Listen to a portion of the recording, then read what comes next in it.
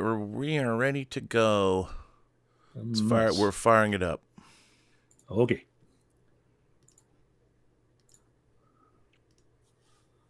Greetings, imagination connoisseurs. Once again, it is I, your Duke of Dope Discourse, Robert Meyer Burnett. I invite you to watch and listen to the Designing Hollywood podcast, brought to you by Martika Ibarra and the great, legendary Hollywood costume designer, Marilyn Vance.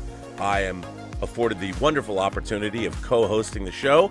If you are interested in the magic of Hollywood, the design of Hollywood, the clothes of Hollywood, watch the Designing Hollywood podcast, available wherever you get your podcasts from, or find the video version on the John Campea YouTube channel. That's right, the Designing Hollywood podcast. Why would you ever want to miss it, especially if you love the movies?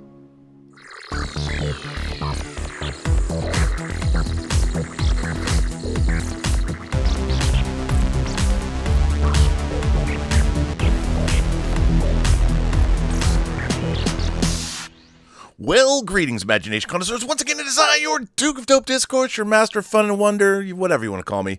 Most important, though, today, your pharaoh of physical media. That's right, Robert Meyer Burnett. And this is the first Let's Get Physical media of autumn 2023. My God, we're running into the holiday season.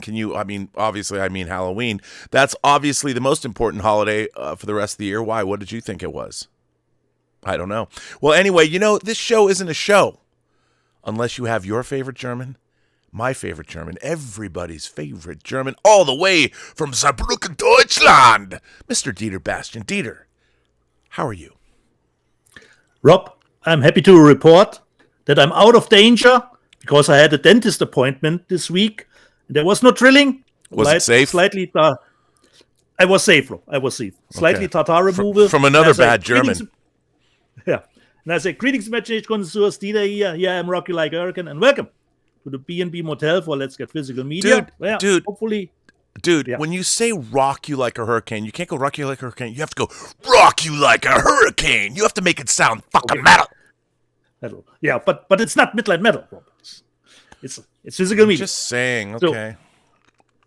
And to start the show, Rob, I watched Observation this week, and I could feel your pain. I wanted to reach out to hug you, considering the enterprise model that you paid. Now they're putting screws in it, and I could feel you.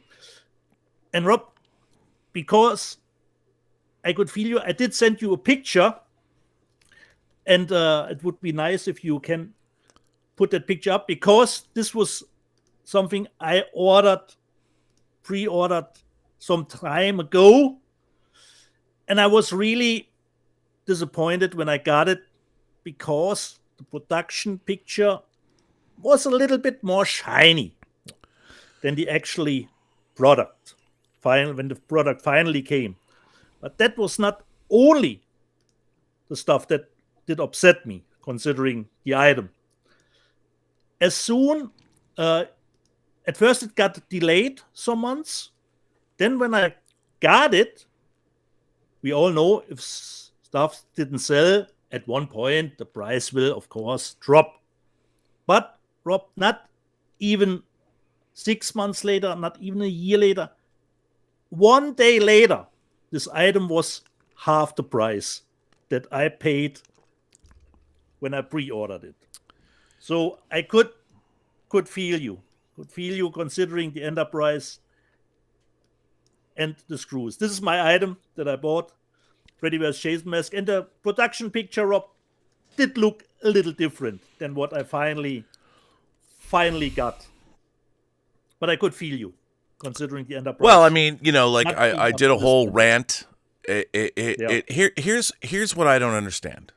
This is what I don't get. And I've seen this throughout my life. The collector's market is a very easy market to understand. We live in a world where we have special edition. I mean, a company like Second Sight, our beloved Second Sight, when you buy a disc from Second Sight, you know that they know that one, you're going to get the best transfer of the movie that's available, no matter what it is. Now, I know people are going to accuse me of having a bias because Second Sight created the very greatest physical media release in the history of physical media releases, and what they did with George Romero's Dawn of the Dead, which is one of my favorite movies of all time. And but if you buy a Second Sight release, the last two they put out, Crime's the Future and It Follows, you get a beautiful box with that beautiful matte finish. They create new artwork that's elegant. And then they give you the best transfer of the movie you've ever seen, which is obviously the most important. They give you a hardcover book that's full of beautiful essays. And so even if the movie's already come out in multiple formats, it's already available in 4K, whatever, every collector worth their salt who loves horror films or genre cinema, they're putting out Eric Bana's breakthrough film, Choppa. You know that when you get something from them, you're going to get the creme de la creme. You're going to get the Lamborghini of physical media releases from Second Sight without paying Lamborghini prices. But it's a premium. So we live in a world where InArt, an action figure company, part of Queen Studios, just dropped today their pre-order for their Henry Cavill Man of Steel from Batman v Superman Dawn of Justice. Incredible figure. They know about the marketplace. So when you have people jumping into the collector's market and are going to sell you something premium, you just assume that everybody knows what they're going to be doing. And when you get something, look, I pre-ordered Tomy, for those of you who don't know, Tomy was releasing a 350 scale original TOS series Enterprise model made out of die-cast. Now, the thing about this is there are 3 previous Enterprises you can buy at, there's the model kit that Polar Lights puts out that's absolutely amazing. You can buy a light kit for it. You can buy secondary market parts if you want, brass etch parts. You can buy a lighting kit for it. It's not hard to build, and if you want to paint it, you can have a perfect replica, a 3-foot replica of the Enterprise at the same scale. Master replicas 15 years ago for, $1,200, made the ultimate replica of the Enterprise. So, and the Playmobil Enterprise, that's a little bigger, but it's not accurate, but it's a toy. It's still that size. It's a big Enterprise. Great toy. Best Star Trek toy I think ever made. So when Tomy jumps into the collector's market and they're going to make a die-cast Enterprise at this scale, the one thing that you expect, and the thing is for 15 months, they're showing you the progress of this model. And everybody involved, the guys involved, they went to all the right people to make the most accurate Enterprise possible. They're showing you a certain stand, and they're showing you a prototype with clean, the Enterprise hull is clean. And then within less than a month, their final update, when they're right about to ship this $600 collectible to everybody that supported them to the tune of almost $2 million, they're like, oh, we're sorry. We're not going to be able to get rid of all the seam lines or the very unsightly, wherever they put screws, because they screwed together 2 pieces of die cast. They should have had an inner frame, to hold it together. They should have figured this out long before they even solicited. They tried to make it up as they went, and they fucked everybody. What they promised the collector's market, and anybody who's spending $600 or more on an Enterprise is going to be very discerning. And Tomy promised this. We didn't, it wasn't an expectation that we had. They promised and showed us the development. And we were able to weigh in and go, you're going to fix this, you're going to fix that. They even had videos that said, oh yes, you see these screw holes that we're going to snap into the hull, which gave the hull all these blemishes that, it was like the Enterprise has zits that you've covered up with foundation. That's what it looks like. The beautiful hull of the Enterprise has zits that were covered with foundation.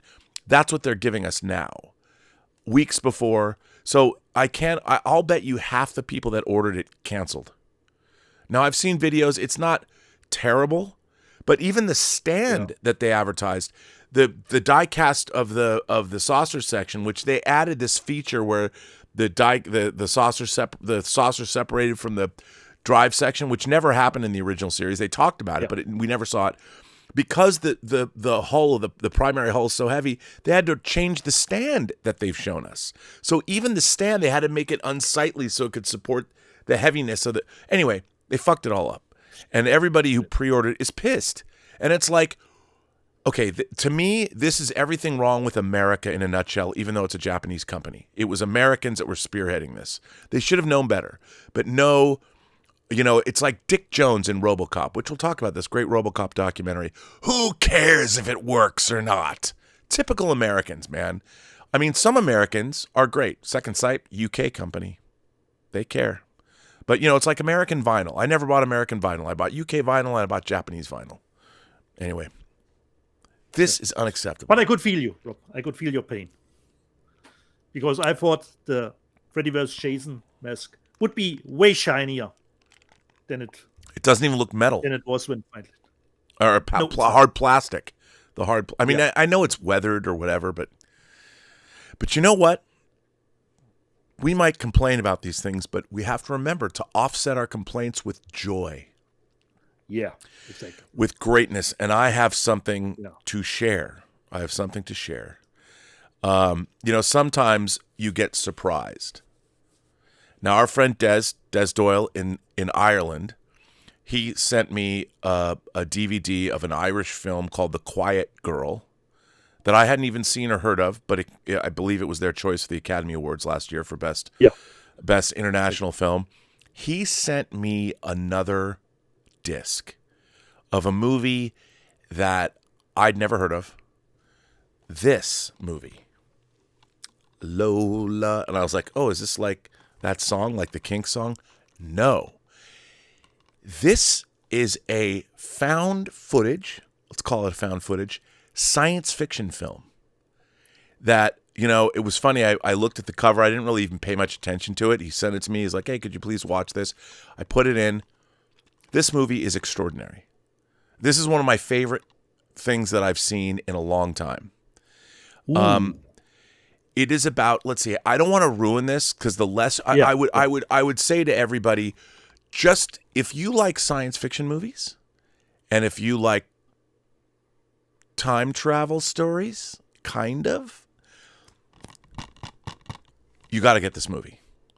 And this movie is so cleverly done. It's so, I love this movie. Now, you might want to know, why is this movie called Lola? This movie is about two girls during World War II, two orphans, their mother has died, and they make a machine they call it Lola after their mother who's passed away. This machine can pick up broadcasts from the future, and which allows these girls in the time they live in to, say, become fans of David Bowie. You know what? That's all you need to know going into this movie. How does the found footage aspect play into? I'm not going to tell you. Okay. I'm not going to tell you. Okay. I will order it. I've already said too much. Now, look, is this a $200 million? No. This is indie all the way. Yeah. It is so clever. It's the kind of movie that you want to stumble across, that you don't when you watch. And look, I'm not saying that, I mean, is it going to affect you the first? Like, I think about the indie breakthrough movies, Tarantino's Reservoir Dogs, Soderbergh's Sex, Lies, and Videotape, Spike Lee's She's Gotta Have It. Maybe Spike Lee's She's Gotta Have It. It's just really, really clever. And it plays on certain tropes that are fun, like the idea of time travel or getting information about the future that you perhaps shouldn't have and the consequences of that. It's just so... I loved it because of, it reminded me, it has nothing to do with this movie, but it reminded me the kind of joy I felt when I watched Coherence, the movie Coherence, which is a very low budget movie, the movie about the dinner party and the comet goes overhead and the power goes out. And it was a really interesting idea, beautifully executed in every way. You got to get this movie. Now, you were just telling me, now this is a British. I do not believe this is available domestically in the United States. No, I don't think so. No. I don't think so. Not yet. But if you haven't heard of this movie or seen this movie, this is what it's all about, people. This is what we want. I think I can't wait to see, and I want to thank Des for thinking of me and sending this to me. Des is 2 for 2. Yeah. I mean, in terms of and two very different films. But if this is what's going on in Ireland, man, and Andrew, is it Leggy? I don't want to pronounce his. It's Legge. I have no idea. If this is some like Gaelic word and I'm mispronouncing it, but Andrew, Mr. Legge, I don't know, but it stars Emma Appleton and Stephanie Martini. This is a great movie, and it's Awesome. one of those indie films that you see and you're like, wow, that was really clever and really well executed. And you know what? I would say wildly original. If I were to, when I say it's like Coherence, it's not like Coherence.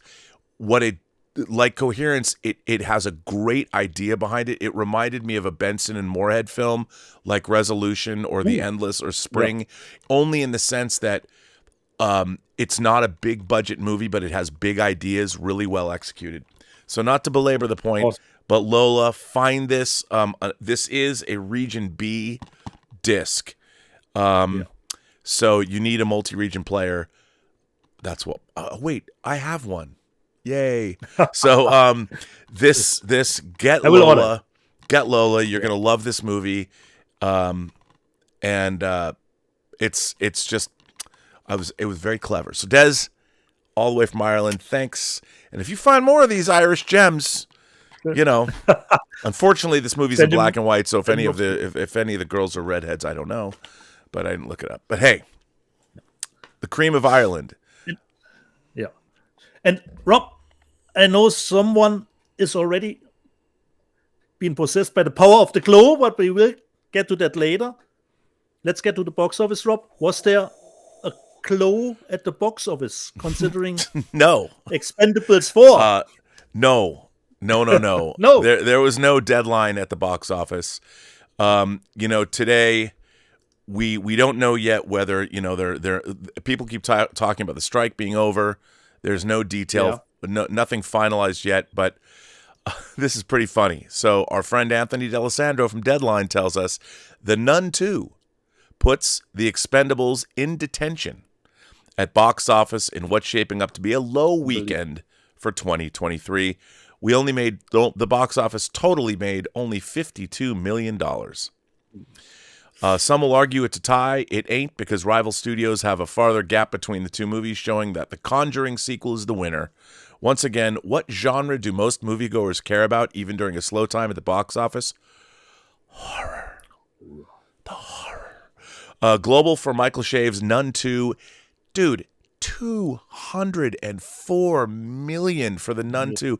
Could overtake Annabelle Comes Home worldwide, which did $231.2 million. Can I just talk about, like, can we just have like a James Wan appreciation moment? As far as horror franchises, James Wan, remember, him and Lee Wanell created the Saw franchise, which is going to see Saw X, Saw 10 coming out, Tobin Bell coming in hot.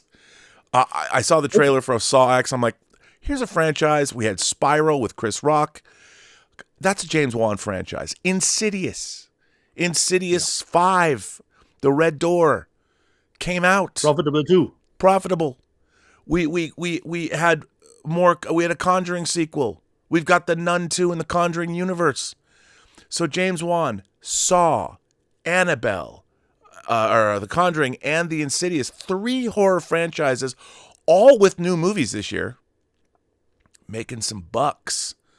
James Wan, and he's still got Aquaman 2, The Lost Kingdom coming out, which is coming on the heels of, I know, everyone's like, yawn, DC Universe, oh, it's a lame duck movie. I love the first Aquaman. I can't wait to see Aquaman 2. I hope it's great despite everything we've heard. I'm pulling for James Wan. He's a really nice guy. I want him to succeed, but the man has the Midas touch. He's the gold finger of the horror franchise, is that James Wan. All the way from he comes from a land down under to crush the box office. And let's not forget, he also directed the 7th Fast and the Furious movie, which also made $1.5 billion. So I don't know, is there any man in history. I mean, of course, someone's going to throw J.J. Abrams in my face because Rob, The Force Awakens on Rise of Skywalker made like $3 billion. Yeah, but they weren't good. So, anyway, I'm just saying, James Wan, the man with the Midas touch when it comes to franchises. Fast and the Furious, Insidious, Saw, Conjuring. Yeah, and he's teamed up with Jason Blum. Unstoppable. So anyway, The Nun 2, beating the Expendables. And by the way, I want to point out, John Campea walked out of Expendables 4 32 minutes Which in. Actually gives me a little hope that it's not too bad. I don't know, dude. Now, another thing that I'm really excited to see, for anyone who knows, one of the greatest concert movies, before everyone starts going, oh, are you going to talk about Taylor Swift's Eras Tour movie? No, I'm not. I'm sure that I don't want to upset the Swifties, but the greatest concert movie ever made, I think, is Jonathan Demme's Stop Making Sense. 40 years old, with the talking heads. It came out in IMAX from A24. Like A24, what James Wan does for horror franchises, A24 does for horror in general, and now apparently concert films. Stop Making Sense made 800,000, almost $1 million in IMAX. Now it's made a total of 1.4. This is a 40-year-old concert movie that's been remastered.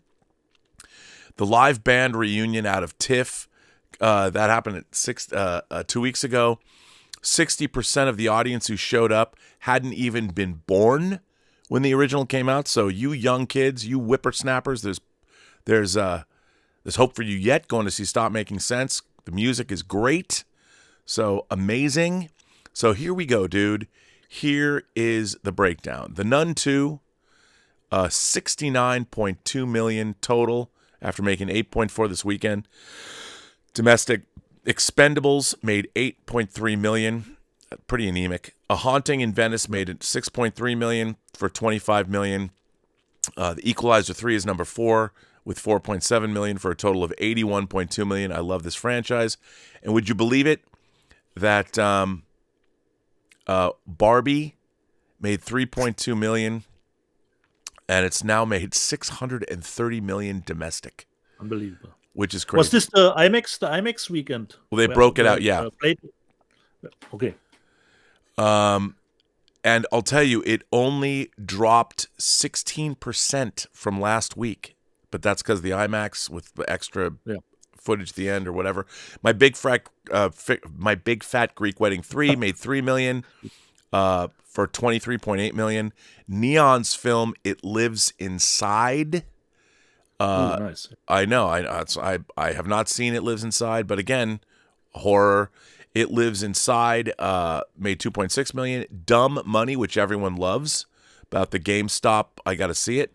That only made 2.5 million, but I don't know if they expected much of that. Blue Beetle hanging in at 1.8 million for a total of 69.8 million domestic, and Oppenheimer made another $1.5 million for 321.2 million domestic. If you'd asked me if that was the case, I would have said no.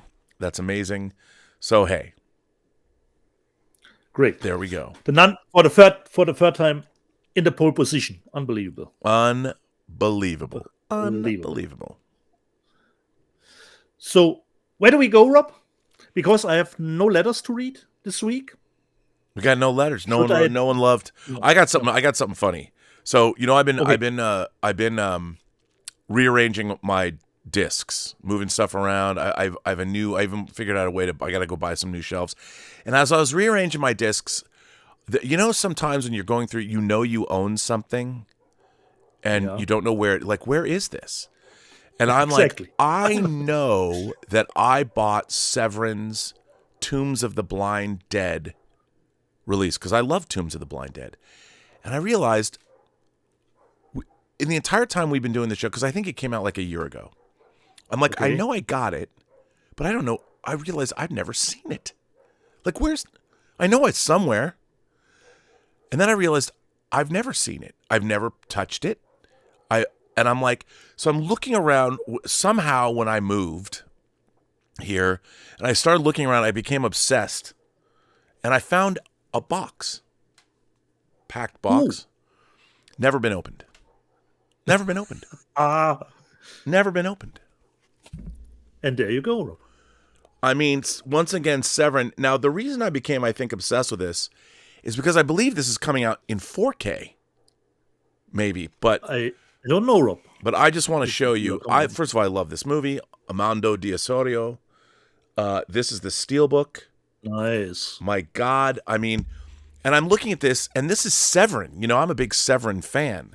Yeah. And I mean, if you look at what Severin does, even the art on the discs, bruh. Awesome. I mean, but they normally don't do steelbooks. I don't think so. Well, they did. Massacre at Central High is a steelbook, which I still have yours, but you wouldn't know. Oh, yeah. You don't have it. You know, I mean, Awesome. I was so happy to find this, and I know that I think it's maybe Severin's putting out in 4K. I'm not sure. It's got a cool book. I love this movie. I mean, this is one of the series of Blind Dead movies. This is my favorite of the Blind Dead movies. And I used to have on DVD, there was a box set that came out of the Blind Dead movies. But let me just say, I'm richer because of it, and it's always nice. I mean, Severin, man, they fucking know what's up. I haven't put my sleeve on this yet, but damn, I was happy to find my Tombs of the Blind Dead. Because sometimes stuff falls through the cracks. You get things, we're moving, we had to move stuff around, whatever. So you go, Severin. Was there more in the box, Rob? No, it was. What was really interesting was they packed it in a single box. Now here's the thing. I want to say that I got it from Amazon because I believe it came in another box with other stuff, and then I took that box out, and moved it. I don't know. What can I say? And then so Rob, you showed some, and then and I just I don't know why, but I'll just say I did not get the full on special edition, but I really wanted this. But from Cauldron, I got the 4K Lucio Fulci's City of the Living Dead, aka The Gates of Hell. Was this a video nasty back in Europe? Probably. Definitely. I did put this in a sleeve. You know, this has the great drilling the head thing. Yeah, I like this movie. I saw this movie in a theater actually. So I finally got this 4K. Again, definitely video nasty. Yeah, so the Cauldron put this out. Now I don't know if is Cauldron the label of Diabolic DVD, or I don't know, but hey, I didn't get I was slow on the uptake, so I didn't get the big full-blown special edition. But you know, more Euro horror. You can never go wrong with Euro violence, and especially Italian gore films. Now I got to get Dr. Butcher, MD, which I don't have yet, but we'll get there. We'll get there, Pop. So, Rob, you showed some titles, I would say. Then I show some titles, too, that I got this week.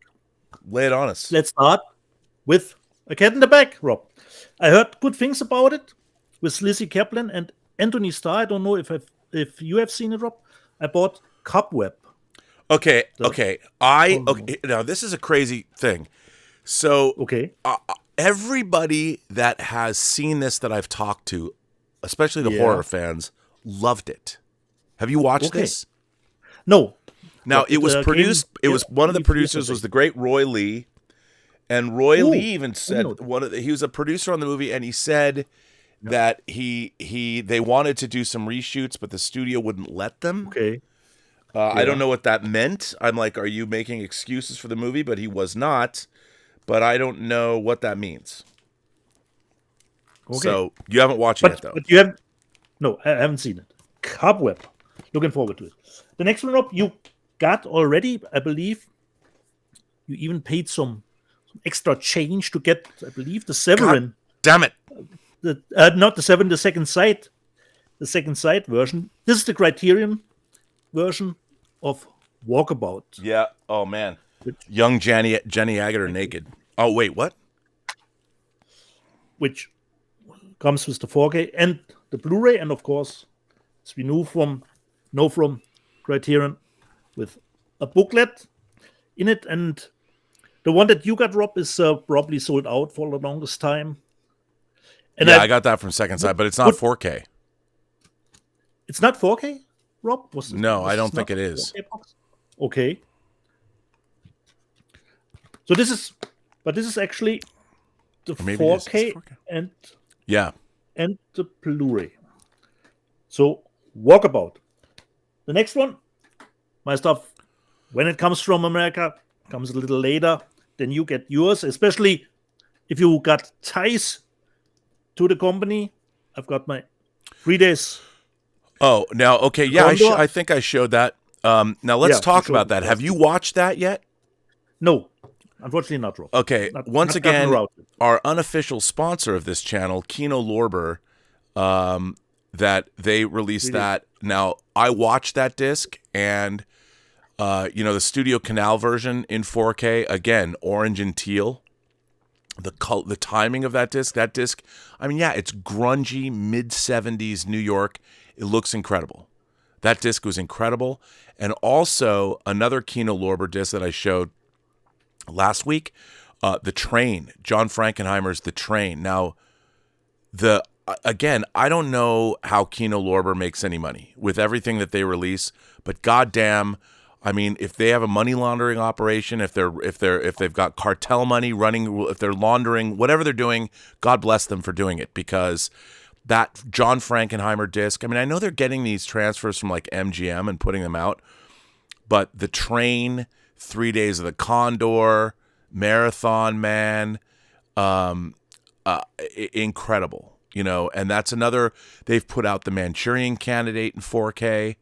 So I really hope, I don't know how they can do this, but I would love to get 7 Days in May is Warner Brothers, so I don't think Kino Lorber is going to get 7 Days in May, but I want all the John Frankenheimer 1960s movies, Birdman of Alcatraz, 7 Days in May. Those haven't come out yet. Seconds in 4K, maybe Criterion will put that out. And then, of course, you've got The Train and The Manchurian Candidate, all from Frankenheimer during his prolific 60s period. They're all great, bangers all. And then we have, that's Sidney Pollack, directed 3 Days of the Condor, part of his many films he made with Robert Redford. I love that film. It's so good, and I love having that disc. Awesome. So And then- yay. Another thing, Rob, I don't know if you've gotten yours, Rob. I've got the replacement disc from Vinegar Syndrome for Showgirls. Oh yeah, no, I got Actually- mine. I got mine a number of weeks ago, and the new booklet because there was printing errors. Yeah. Was there a mistake in the booklet too? Yeah, there was. I don't know exactly Okay. what it was, but I'll tell you. Yeah. I mean, I did it. I did this, but under pain, I switched out the discs, I switched out the book, and then I threw them away. I threw them in the garbage. I mean, it's I don't weird. want to I have know. the wrong one. I know. I didn't want to do that. By the way, have you watched that Showgirls disc? Not yet. Not yet. It's really interesting to A/B the 4K disc that you got me, the German Yeah. disc, which it's Okay. much more garish transfer. The Vinegar Syndrome transfer is absolutely stunning. It's beautiful. It's different. Like a lot of people hate it on the German version, but there's kind of something about the German version that I kind of Yeah. like because the garishness makes the movie, even though the Vinegar Syndrome transfer is overall better. It's a beautiful. Or it's more the original look of the movie. Yeah, it's more the original look. And it's, Jos Vacano's photography and stuff. So, Yeah. but yeah, it's good. And good on Vinegar Syndrome. We didn't have to fill out a form. They just sent it to us. Or did you have to Exactly. fill out a form? Or No. The only thing, I had to go to customs, Rob, and I could convince the customs officer lady, that this is a replacement disc, which I have no bill to show for. So she said, "Okay, get the hell out of here with your disc and your with your booklet." with your your filthy pornography, yeah, Dieter. get the hell out of here." So luckily, I didn't had to pay anything.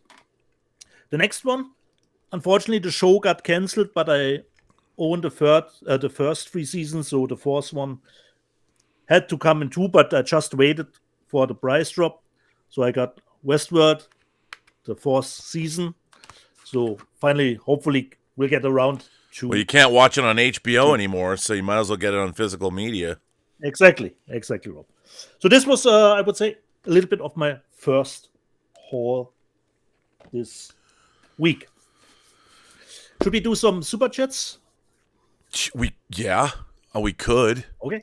Super chats and tips. If you want to do that, you can. Let's see what people have said here. Justin Toner. comes to us first. Justin Toner sends in a tip. By the way, the tip link is in the description of the show. Hello, Rob and Dieter. I've been busy for the last few weeks, but glad to be here today.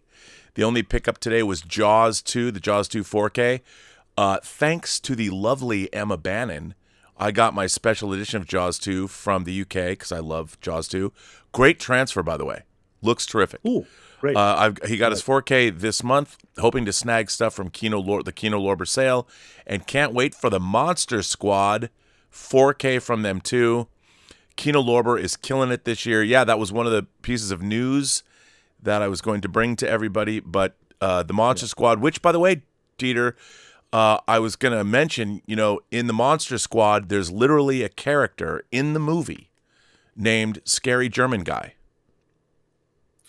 I don't remember that, Rob. I was just saying, I think that he would be a cultural icon to you, because you're our Scary German Guy. I know the I know the Monster Squad, but I don't remember that. Well, but I will get the 4K, so I will. Kino Lorber is putting it out. This is a wonderful film. I love the Monster Squad. So if you remember, back in the 80s, there was something they called the Pad O Guys, and the Pad O Guys was kind of the epicenter of hip young Hollywood dudes, and you had people like Shane Black and Fred Decker. Fred Decker, who directed the Monster Squad. He directed like Night of the Creeps. And the Pad O Guys was like the place where these young upstarts that were all looking to make their bones in the motion picture business, they all like lived. And if you didn't live there, you came and you crashed there to hang out. Now this was not, this is like, these are the guys that could like snag chicks, not like Quentin Tarantino and Roger Avery over at Video Archives. These were like dudes so they call it the Pad O Guys, but the Monster Squad was one of the results of this. I really like this movie. I love this one sheet. I miss artwork like this. So yeah, this is coming out in 4K from Kino Lorber, as Justin said. So very exciting. So Monster Squad, I don't know, as a middle-aged man with one foot in the grave, if I'm going to love this as much as I did love it when I know one of the heroes wears a shirt that says Stephen King rules, which I always appreciated. So there you go. So the Monster Squad is coming out from Kino Lorber, the unofficial sponsor of this channel. So good on them. Monster Squad. And by the way, here's another version of that where you can actually see the 4K disc protruding from the artwork. Nice. And this is the actual cover, which they've changed the artwork a little bit to make it fit more on the cover, but still, hey, you got to love it. Yeah. Which is good. And then, so, Justin, thanks for that. And Kino Lorber, yes, is killing it this year. Irene Jobson says, I think I'm falling in love with physical media. Well, the broadcast. And all y'all this fall, of course. Well, Irene, if you're falling in love with us, we're doing something right. Right, dear? Yes, we are. So. If you haven't seen Irene Jobson on Instagram, find her. Yeah. She's hella cute. So, and I can say that from afar, publicly, so I'm not being weird and creepy. Stubble McShave sends in a tip and says he sent me a book. He says, you don't have to read this aloud. Okay, yeah. I won't read it aloud, but he's reading a book that I suggested he read. One of my favorite fun, it's Tom Clancy meets the X-Files in a nutshell. The Joe Ledger books by Jonathan Mayberry. He's reading Patient Zero, which is the first in a 13-book series, and then there's short stories and anthologies. And get the book if you want to read. If that appeals to you, military action via the X-Files, it's really, really great series. Check it out. Stubble's reading it, and he sent me a book. I don't know. He sent me something, so it's coming. Okay. Alexander Wilson. Our friend Alexander Wilson sends in a super chat and says, did you see the Disney Plus premiere viewership numbers for Elemental were over 26.4 million? Does this lead credence to the Pixar CEO saying that debuting animation on streaming hurt theatrical performance? We've been saying that forever. I think the move when they started debuting Pixar movies on, look at Seeing Red. Seeing Red probably could have made $500 million to $1 billion worldwide if they'd released it on direct to theaters first. Wasn't it Turning Red, Rob, the title? Oh, yeah. I said Seeing Red is a Dave Scow anthology of horror short stories. Yes, it was Turning Red. Turning Red, which is a wonderful movie. Why anybody would think to release Pixar movies only on Disney Plus is beyond me. Don't understand it. But yeah, and you know what? Elemental, when they showed us the first 25 minutes of Elemental in at CinemaCon in 3D, I really loved it. And you know, that movie quietly, people wrote it off after its first weekend, quietly made some good money. Maybe not $1 billion worth, but it wasn't a disaster. And I really liked, I eventually saw the rest of the film, and I really liked it. I thought it was clever. I think the real problem was that when you're anthropomorphizing the elements, you know, earth, air, fire, and water, that was kind of, I think, a heady concept to wrap your head around, and it was kind of weird, but I thought that the movie did a really good job with that. And yeah, I mean, Elemental was huge on the streaming platform, and that's what they expected from every movie, but that's not what you get from every movie. So, you know. Unfortunately, no 3D Blu-ray of Elemental. Yeah. I would love to get one. I mean, even in Japan, maybe not. But the 3D was great, too, by the way. Really, really good. The Vixter, all the way from London. Vixter, by the way, she's got some great tickets for the upcoming London Film Festival. I'm very excited to see what she has to say about the movie she has tickets for. Vixter says, "Hello from London, Old Blighty. My Oppenheimer score has arrived on CD and my 4K A24 special edition of Everything Everywhere All at Once. Ooh. Just home from Two Towers with the live orchestra, too. She's my kind of girl. She's always going to these events. She went to an X-Files convention here in the States in Minneapolis. She had great pictures from that. She showed it on our member call yesterday. Go Vixter." And Alexander Wilson goes on to say, he sends in a tip this time and says, "Rob, there's an Alamo Draft House that opened near me. Have you been to their PLF screen, The Big Show? I read reviews that said it was good, but not as good as IMAX or Dolby." I have not been to that screening. I haven't even been, I've been to the Alamo Draft House once here. That's the only time I was down there. But I have not gone and seen it yet, which I definitely want to check out. So I have not, but so we're caught up there. If you want to fire in your questions or comments for us, or tell Dieter how great he is. I'm sorry, behind me there's a piece of duct tape, and I'm again rearranging stuff. Today's the day. The desk is going to be moved, and I got all kinds of cool stuff happening in here. I'm really excited about. So yeah. Okay, Rob, considering streaming on last week on Friday on Hulu, there was this exclusive dropping. I watched it. Say me too, Rob, and okay. I totally loved it. And I wait, I couldn't hear you. What did you think? I totally loved it, and I don't know if we should give not the blood point, but that one thing away. Okay. No, do not. Okay. Do not. Okay. I too. So here's the interesting thing about this movie. This was another movie spearheaded by Steve Asbell. Steve Asbell is the president of 20th Century Studios. He made Prey, the Hellraiser movie. He made this. He's making it because he's a guy, he's one of the best story men in the business. Of all the people that are running studios right now, Steve Asbell, first of all, he's genius level geek. His credibility is genius level. He's a huge Star Trek fanatic too. But he's quietly making some great genre fare. He's making IPs titles with Prey, and with Fede Alvarez's new Alien film is his. That Steve Asbell. So, and he's been going after these IPs. This film with Catherine Dever. Yeah. She stars in it. She was terrific in this movie. It's a home alien invasion thriller. And you loved it. I loved it too. It's lean. It's sound design was great. And it's really surprising. Yeah. You know, but we can't. It's all you need to know. Without spoiling, Rob, the ending for you. I liked it. I liked it.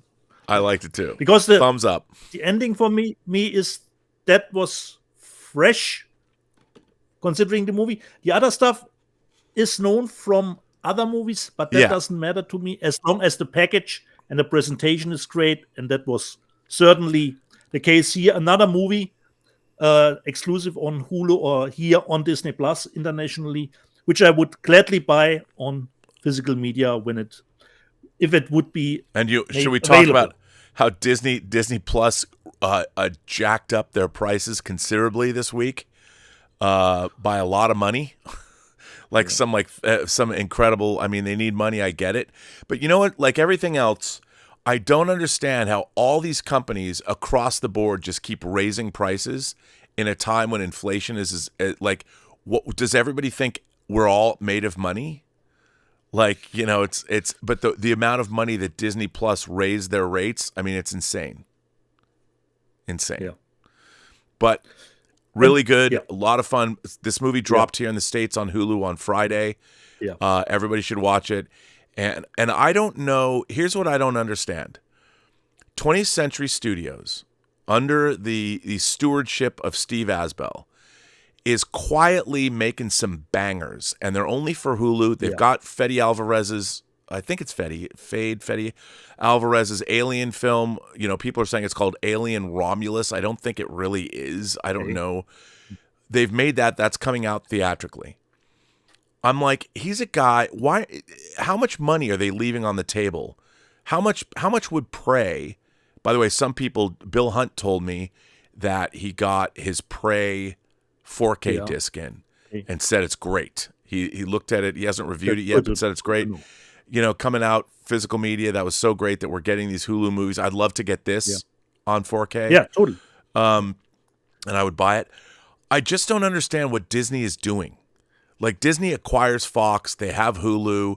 They're making these movies. They're making a Predator sequel, and they're not putting them out theatrically.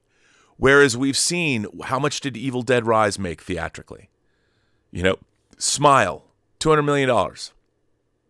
I'll bet you that Prey would have made $200 million worldwide if it came out theatrically. Now, I understand that they're trying to, and the thing about Prey was, what's really interesting, and I want to talk to this guy on Robservations. If something is 35 years or 37 years old, if you wrote a screenplay, the rights revert to the original author, no matter what. Okay. So there's an IP lawyer that goes after these things. So they got Prey out just under the wire, but they couldn't release it theatrically or something like that. I don't really understand, but it's really interesting about all this stuff. But I don't understand why they don't unleash Steve Asbell and 20th Century Studios on the world stage and let them make theatrical features. Why aren't they 20th Century Fox is quietly making these movies for Hulu. So this is just a thing. Hey, Bob Iger, you own 20th Century Studios. You have Steve Asbell, who's probably one of the most knowledgeable storymen in the business, who's president of 20th Century Studios, who is quietly making banger after banger. And you guys unleash the man. Give the man $500 million to go make $10, $50 million movies. I don't know. Release him theatrically.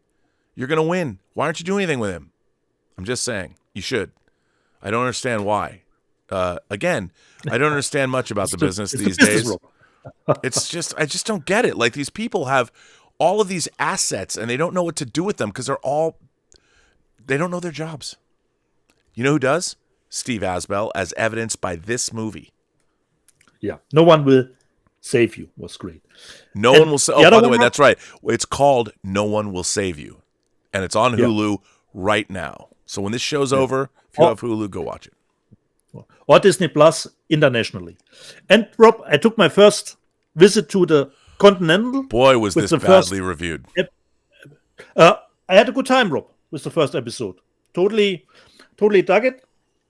And I will gladly visit the second and the third episode too. I thought it was good, Rob. 8 out of 10, easily for me. Wow. All right. The first episode. No problem. for me. It has, of course, a lot of Easter eggs for the John Wick fans. Action was fine, nicely done, so I had no actually problems with the Continental. For John Wick fans, totally worth a look from my perspective. So, where do we go, Rob? Well, I mean, we can show more stuff. We both have lots of stuff to show. Okay, I have to say, I'm wearing my shirt. Yeah. Who's the master? Wearing Of my the shirt. globe. Now, there are times that come along when things happen that surprise me. Now, there's a Twitter feed that's been there for years that's talked about this movie. And this week, I saw this movie in the theater when it first came out. And I'm of course speaking about Barry Gordy's The Last Dragon in 4K. In 4K. This is the height of goofy 80s awesomeness. Shonuff, the Shogun, is the villain of this piece. Bruce Leroy. I mean, this is, and it's a steelbook. It is a steelbook. Yeah. The transfer is amazing. It looks fantastic. It sounds great. I mean, there's not, although you do see Shonuff inside the box right there. This movie's a lot of fun. It's not for everybody. Yeah. It's pretty goofy. Yeah. And, I just can't believe that I own it. I own the steelbook. Who would have thought? Who would have thought? Yeah. Considering The Last Dragon, Rob, I actually still have that VHS edition for you here. So, so this it's not even open. Useless, no, it's because it was for you, Rob. Here, but you didn't get it. So unfortunately, I would say this has gotten a little bit useless now. Wait, is that a DVD box, but it's got a disc inside? Yeah. Oh, dude, you got it. Oh, no, I want it. Oh, no. Okay. Yes. Yes. It's the same like Eden Lake, Rob. Yes, I have to have it. Have to have it. Have to have it. And Rob, it has the German title. Yeah. The Dance of the Dragon. No, I will display that proudly. But it's amazing. It's amazing. It's amazing that it came out. Yeah. Another thing, our friends at Arrow. Actually, you know what? I'm going to wait and show the 4Ks last. Yeah. Right? Okay, so finally, I have to say, wait, well, here, I'll put these here for the time being. Can't see them. Radiance, you know what? I just went to Radiance and ordered the hotspot. Wait, Rob, where's mine? My blind spot gotten a hotspot finally. Yeah. Finally. We talked some Radiance. Yeah. Thank God. And again, as we know, now that we know the names of these things are the OB, the OB right there, which, actually have a reversible cover artwork if you want to. I mean, my God, dude, I did the same thing. I mean, there is the reverse. That's the old artwork. I really love what Radiance does with their covers. I think they're great. But yeah, and it's got the books. The transfer is great. Great. Did you watch this? Yeah. Like I said, Rob, this was actually a blind spot for me. Now it's a hot spot.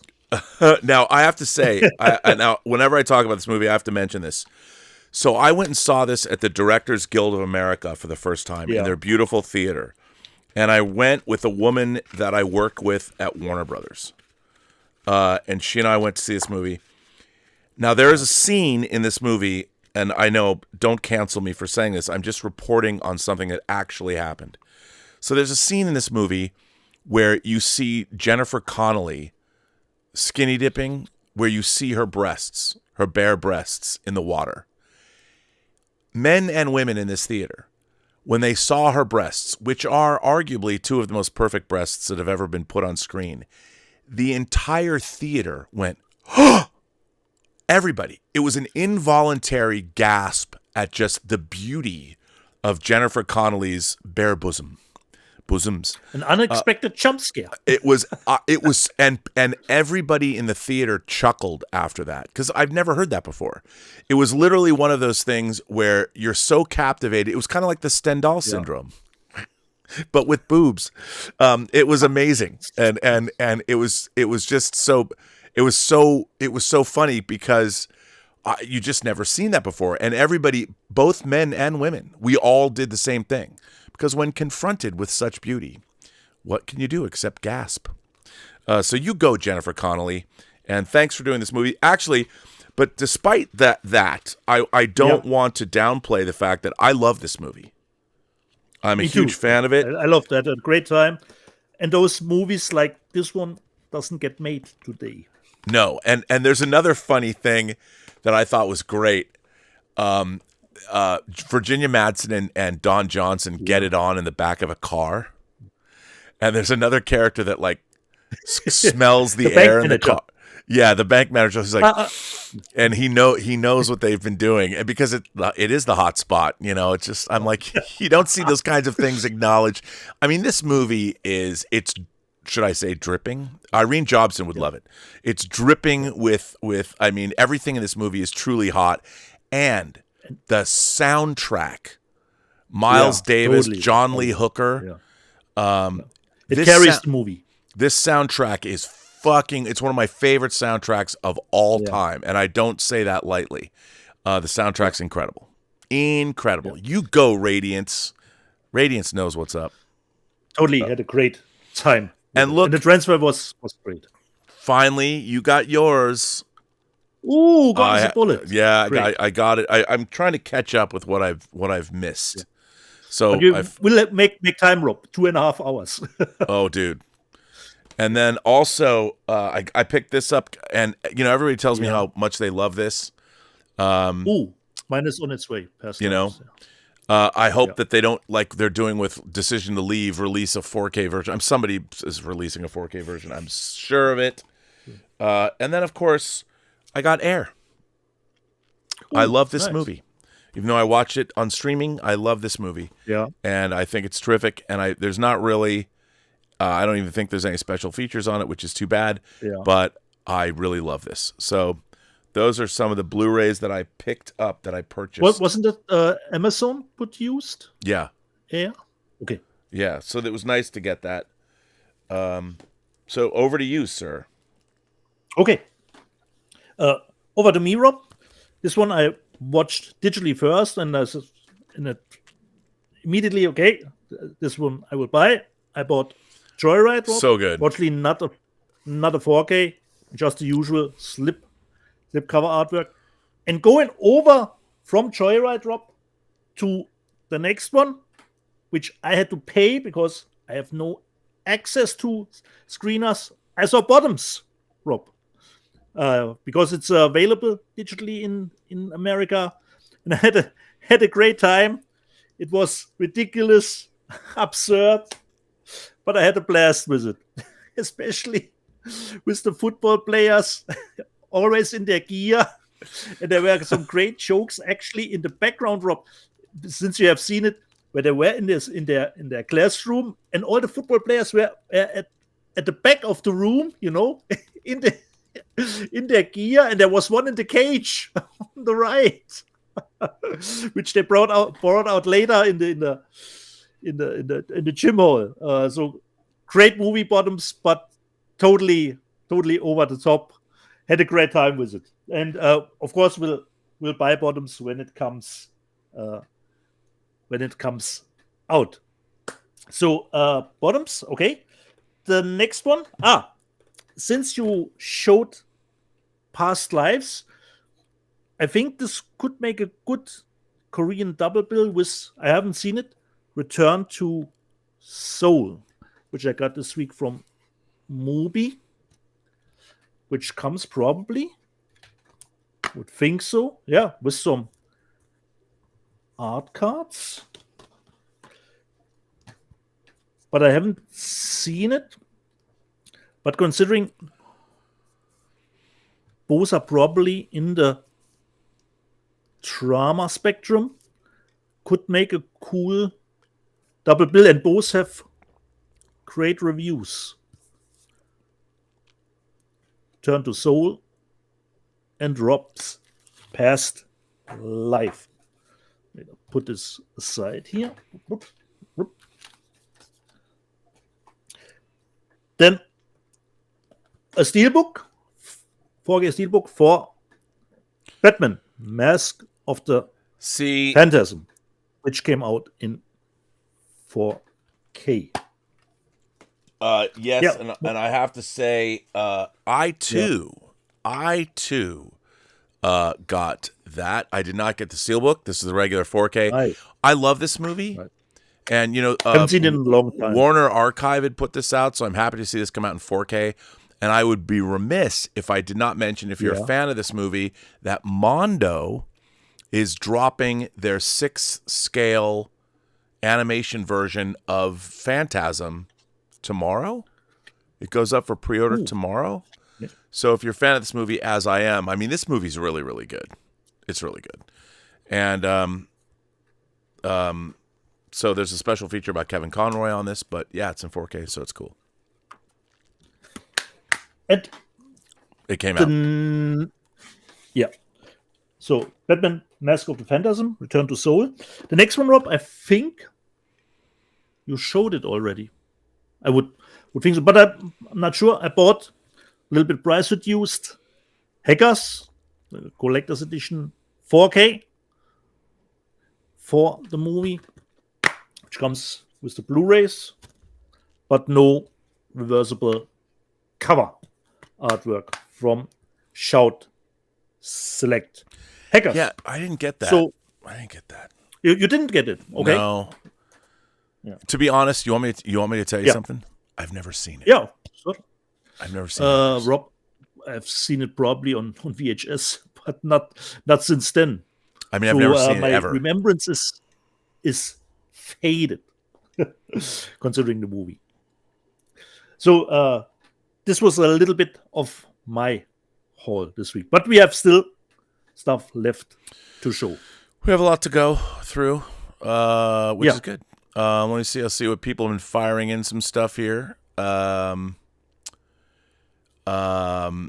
Let's see. A tip comes in from Anonymous. Rob, I have to call you out on your Ahsoka criticism. When you said, how did Thrawn get to another galaxy? I was like, they showed and told you on the second to the last episode of Rebels. Did you not watch Rebels? Okay. So I don't know if you guys watch Rebels. Grand Admiral Thrawn, character introduced in Heir to the Empire. So in Rebels, I kid you not. So there's a character named Grand Admiral Thrawn. He's blue. And there's a character in Rebels named Ezra. Ezra uses, if memory serves, now, they're fighting, there's a battle at Lothal, and there's, so Ezra uses the Force, and he's able to get the drop on Grand Admiral Thrawn, and he summons, I kid you not, he summons, the the Purgle, which are Force-using whales, space whales. And the thing about the Purgle is they're able to travel to another galaxy. Now, first of all, I hated this because the distance between galaxies. So if memory serves, and so the Grand Admiral Thrawn Star Destroyer, the Chimera that we saw in this week's episode of Ahsoka. The space whales take this Star Destroyer to another galaxy. And this was an animation. Now we see the space whales take. I hated this. Like in my mind, in my imagination, I can't make that leap that there are space whales that can travel to apparently only one galaxy, and where they wind up is their graveyard. So they travel to this planet, and that's how Grand Admiral Thrawn got transported to another galaxy, and that's where he's been stuck. I hated this. I don't know. I still don't know how they do this. We just have to assume that they do. This is fantasy magic to me. It breaks the Star Wars universe. I understand, they show them in Mandalorian. I hate the idea of space whales that somehow can go into hyperspace. They just like I explained, I couldn't stand the tardigrade, and I couldn't stand the traveling through the spore drive in Star Trek Discovery. I don't like the fact that organic beings can open up doorways to hyperspace and travel which seems to be anyway. But that's how Grand Admiral Thrawn got to this other galaxy, where he's stuck when we meet him in this week's episode of Ahsoka. I think it's all stupid. I still don't understand how this all works. Space, it's magic. And, people say, well, Rob, in a galaxy where the Force exists, I believe that there's an energy field that surrounds us and binds us through, the energy, space, time. There's all kinds of stuff that I believe something like that. You could tap into the energy field of the universe, but when you have the Purgles being able to travel through hyperspace and much less carry a fucking Star Destroyer through space, maybe they explained why it could, whatever, a pod of space whales carrying a Star Destroyer to another galaxy. Hey, if that's your cup of tea, drink it. Don't buy it. Don't understand. I still don't get it. So I did watch Rebels. I didn't watch it a second time. It was cool. I like Rebels. I enjoyed it. Yeah, I own Rebels, but I don't remember everything. So anyway, it was some years back when the show finished. It was. But I'm just saying that's how I remember it. I hated it. I hated space whales, and I knew when they brought him back in Mandalorian or whatever. I'm like, God damn it, space whales, dude. Anyway, I mean, and the thing is, people. Here's the funny thing about it. To be honest, like Matsumoto Leiji's work, like Galaxy Express 999, when he sticks a train in space, a train. And the whole Captain Harlock universe, Queen Emeraldus and her space dirigible, her space Hindenburg, all buy into that. The space battleship Yamato, a battleship that was at the sunk in World War II, turned into a spaceship. I'll buy that. Message from Space has a sailing vessel in space. All of these things, and people would say, well, Rob, if you can buy into those, if you can buy into sailing ships being turned into spacefaring vessels, how come you can't buy into the Purgles, whales that can open up hyperspace corridors and travel to another galaxy? I don't know. I'll let the psychologists in you explain why is it that I can buy into sailing ships in space, but I can't buy into the animals that they're sailing over in space. I don't know what to tell you, man. It's a weird thing for me. My imagination I can go one way, but I can't go the other. It's a mystery. But I'm still looking forward to the last 2 episodes. Yeah, I'll watch it. It's good. Our friend Tracy, A World in Pajamas. I kind of want to live that way for the rest of my life. Science lady. Science lady. I watched The Exorcist in the cinema with a friend who fainted. They just slumped in a seat. I had to laugh. I'm horrible. Sorry. Have you ever been in a similar situation? How are the audio plays going, Rob? Well, I've never. Have you ever been in a theater when someone fainted? No, I can't remember that, Rob. Somebody fainted. I've never been in a situation. The censorship took care of us, Rob. Here. Now we'll see. And I was always the instigator, bringing my friends to the hardest of the hardcore. And so, as my friend Mark Elfendahl used to ask me, are we going to see some splatter tonight? And I'm like, you're going to see some splatter, buddy. You're going to see some splatter. But I have to say that when we went and saw Friday the 13th, Part 2, Mark Elfendahl, myself, and our friends, we went and saw it in the theater, and we were a little disappointed. I believe we saw it at the John Dance Cinema because they edited Friday the 13th, Part 2 was actually edited in America so it wouldn't get an X rating. Because that's when the violence... We didn't have video nasties here, but a lot of people bitched and moaned about the violence in movies like Friday the 13th. So Friday the 13th, Part 2 was edited when it was in theaters. So, but nobody fainted. I've never seen a movie where anyone fainted. And she asked how the audio plays are going. So as many of you know, I've talked about this. I'm involved. Our company, Mike Bodden and my company, which is tied to this YouTube channel, which is Imagination Connoisseurs Unlimited. We have teamed up with Phil and his partner and our partner, Max Allen Collins, the great mystery writer, Max Allen Collins, who created the great mystery comic book series in the 80s, which I hope to also do something with.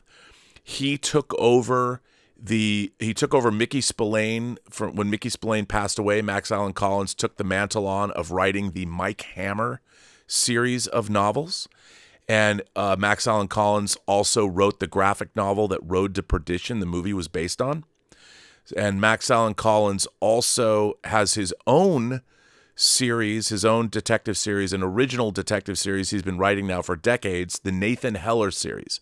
And Nathan Heller began as a Flatfoot cop. You know, he's a beat cop, walking the beat, or actually he was investigating things like he was part of the pickpocket division of the Chicago police in the 30s. And then he became the detective to the stars later. And the thing about the Heller novel series, which is great, having moving my way through them, Nathan Heller finds himself at pivotal events in history, like the Lindbergh kidnapping. And so what we are doing, our new company, Imagination Connoisseurs Unlimited, our first project is we are going to turn Max Allan Collins' Nathan Heller series of books into audio dramas like you'd hear on Audible. I like to call them, they're not going to be books on tape. These are going to be full-blown Dolby 5.1 and hopefully Dolby Atmos audio dramas that are they're going to be movies, audio movies without pictures. We have certain talent. Hopefully we'll be able to announce who our talent's going to be. And we're going to be doing Carnal Hours, which is the first Nathan Heller book that we're going to translate to, but we're going to do a crowdfunding campaign as well because we have the money to do the audio dramas, but we want to film video components. We want to go to Chicago, and we're going to release these on physical media. So kind of like super deluxe editions, we're going to release the audio dramas that we make on Blu-ray, and you'll be able to get them in 5.1, but they'll also have video components on the making of each show, the making of each series, and they're going to be about 6 hours long. Hopefully, we're going to be recording our first. Max wrote a script.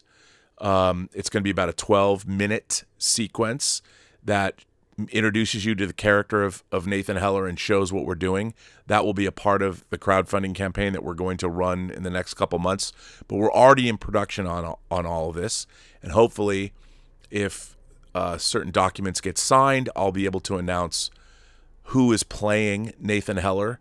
And it's going to be very exciting for, I think, a lot of people, especially in our space. But this is moving forward, and it is a real honor to work with Max Allan Collins. Max just recently signed on with Skydance, who produced the Mission Impossible movies, who produced J.J. Abrams' Star Trek movies, to produce a Mike Hammer movie from Mickey Spillane's character. So not only did he write the graphic novel that Road to Perdition is based on, he's now an executive producer of the new Mike Hammer movie that Skydance announced a couple of weeks ago. So it's an incredibly prestigious thing to be involved with Max. And it's been a joy to actually, he sent me a care package. I mean, he's made movies. He made a movie called Mommy. But he's been writing books for 50 years, and he's written some amazing, I'm going to have him on the show in the next couple of weeks, but you got to hear some of the things that he did with his movie novelizations that he wrote. And some he wrote under a pseudonym. Really interesting stuff. He's written comic books. As I said, he's worked in the DC realm, Batman. So I'm very proud of and excited to move forward on this brand new project. I grew up listening to radio dramas. I loved the CBS Radio Mystery Theater as a kid. I love the original Hitchhiker's Guide to the Galaxy radio drama. I love the Star Wars radio drama that was on NPR. But these are going to be really, really lushly produced audio dramas about Nathan Heller. Period piece, detective fiction. It's going to be great. So you'll hear more about that later. But there is a physical media component to it, so that's pretty exciting. Anonymous says, I went to the Alamo Drafthouse in Washington, D.C., and the ambience and flair are a lot better than the Regal, the AMC, the landmarks in the area. The IMAX in Washington, D.C. is undergoing renovations and won't open until 2025. I may go there for now. It says I may go for. I mean, I think this might be Alexander Wilson writing it again. Okay. But Yeah, well, the Alamo Drafthouse, they're about the love of cinema. They came out of Austin, and so I would go there. I mean, they don't tolerate people talking, so that's pretty cool, which is cool. Michael Preston says, I get the feeling Disney has given up on 20th Century Fox. No X-Men, no the Fantastic Four, no physical media. Why did they purchase Fox?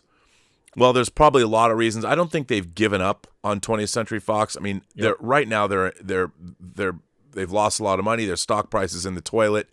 They have to figure out. That's why they've jacked up substantially the price of Disney Plus. I think all of these studios miscalculated how much streaming would get them, especially with Disney Plus compared to somebody like Netflix, who's putting on shows. They put on new shows like multiple shows every week from around the world. So, I don't think they've given up. And look, the X-Men, I think the X-Men, they have a real problem because they didn't think they were going to get the X-Men, and the way the MCU was set up, I don't know how they introduce. We're going to see the X-Men. We saw a taste of the X-Men in Multiverse of Madness with Xavier, animated Xavier being in live action. We're going to get, they've said Miss Marvel is a mutant. They've translated that into the comics. And we'll see. I mean, I think that the Deadpool movie is going to introduce X-Men. Obviously, we know Wolverine is going to be there. And if they're talking about, there's rumors that we're going to see Scarlet Witch. Maybe she's the villainess, and they're going to deal with House of M. I could see that being a way to bring that in. I don't know how they're going to do that. I would rather see House of M treated more seriously, but who knows? We'll see. Secular Monk says, I totally agree on Ahsoka. Homework for a show is dumb. Well, I mean, what do you think of Ahsoka? What do you think of the Filoni verse, the Mandalorian, Ahsoka? What do you think of all that, Peter? For me, it's totally geared to people who love the Clone Wars and the Rebel stuff, especially since Ahsoka is built on the Rebel stuff. They should have done the beginning a little bit different, at least give a little bit of a recap what has happened in Rebels. What I would have done, Rob, but probably not doable, I would have done the last episode of Rebels, starting in animation, then slowly getting into live action, just parts of it. And then at the end of the episode, we would be in the live action universe of Ahsoka. So they should have given people who didn't watch the animated shows a little bit more to chew on. So the first episodes for me were a little bit sluggish. Like you said, there was a little bit undynamic considering how they were shot. And there were, of course, stuff that didn't fit the lore again.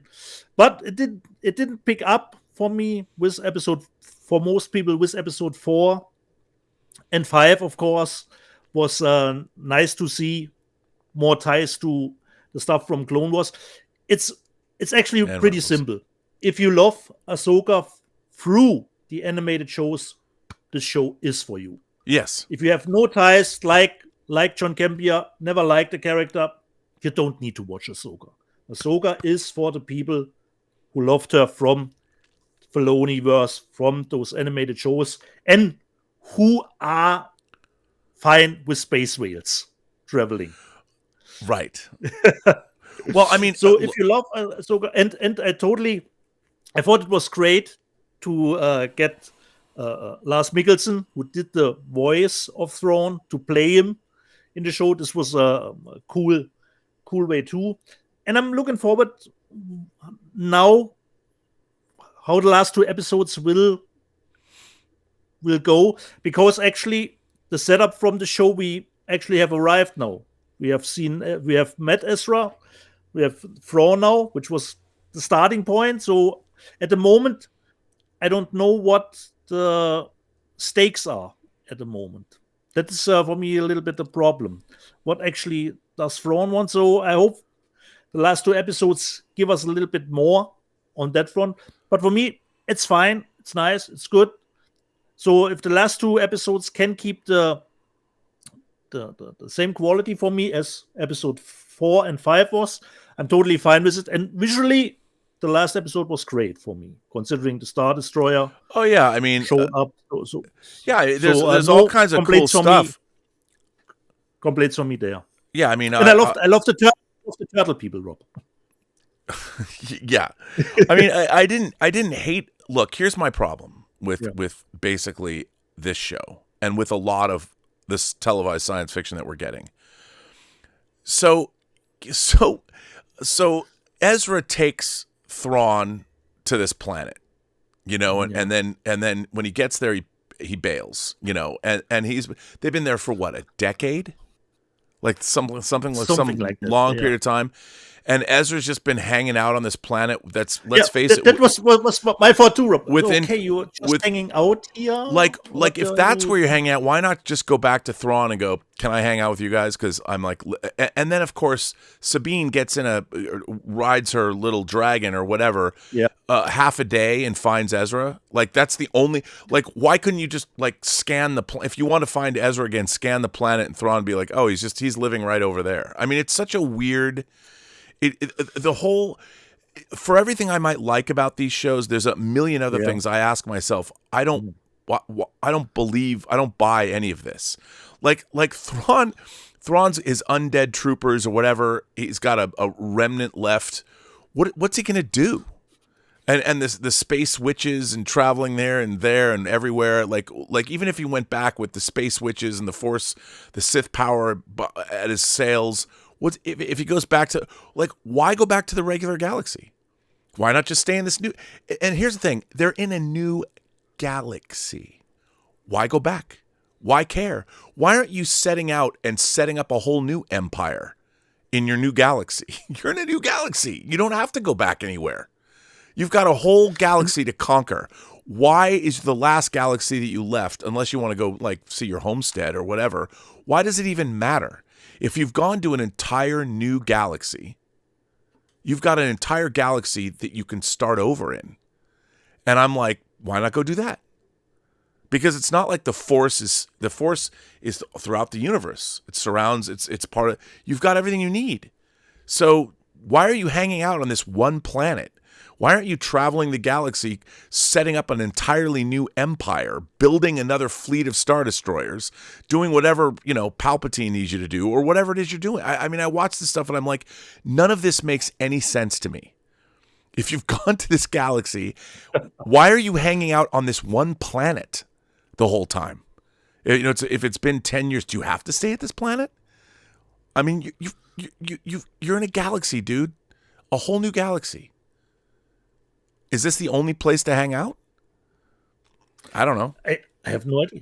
I don't know. Let's see what the But here's the thing. What I don't like when I watch something and there are questions that there are 10 questions I have with plot points that arise. And watching these shows, especially the Book of Boba Fett, The Mandalorian, Obi-Wan, and this, I feel that the writing is just breezing by. And it's not like when you're watching Star Wars, the original Star Wars, you're not asking yourself a million different questions about what's going on. You're paying attention. It's all unfolding because you're learning about everything for the first time. But now, 45 plus years on, there's all of these questions that arise about the lore. If you're going to bring in the lore and you're going to have Purgles, you're going to have space witches, you're going to have Thrawn, and it's not even the same Thrawn that was introduced in Heir to the Empire. They've gone in and plucked Thrawn out from Timothy Zahn's original trilogy and changed him to fit the narrative that they want, which is fine. But in doing all of this stuff, you if you go to another galaxy and you've got these space witches and you've been sitting there for however many years, the question that I would ask is, why are you staying there?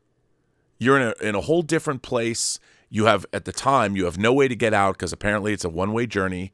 So, you know, if you're there, why don't you go do something more productive? Like, why haven't you built an entire new beginnings of a new empire. Go conquer a few planets, find some other people that live around. Clearly, if those turtle people are there, why not subjugate them and have them start building Star Destroyers for you? Why aren't you creating a whole new army? Why aren't you mining the planet and seeing if you can get more resources and build more Star Destroyers? I don't know. And when I'm watching all this stuff, I'm like, why aren't you doing any of that? Why are you all hanging out in this place? It doesn't make any sense to me. Because if there's evil that you want to do, or you want to go bring back the Empire or whatever, why don't you go do that? And I don't know. Luckily, I don't ask that many questions. I know, and then I know, and then it's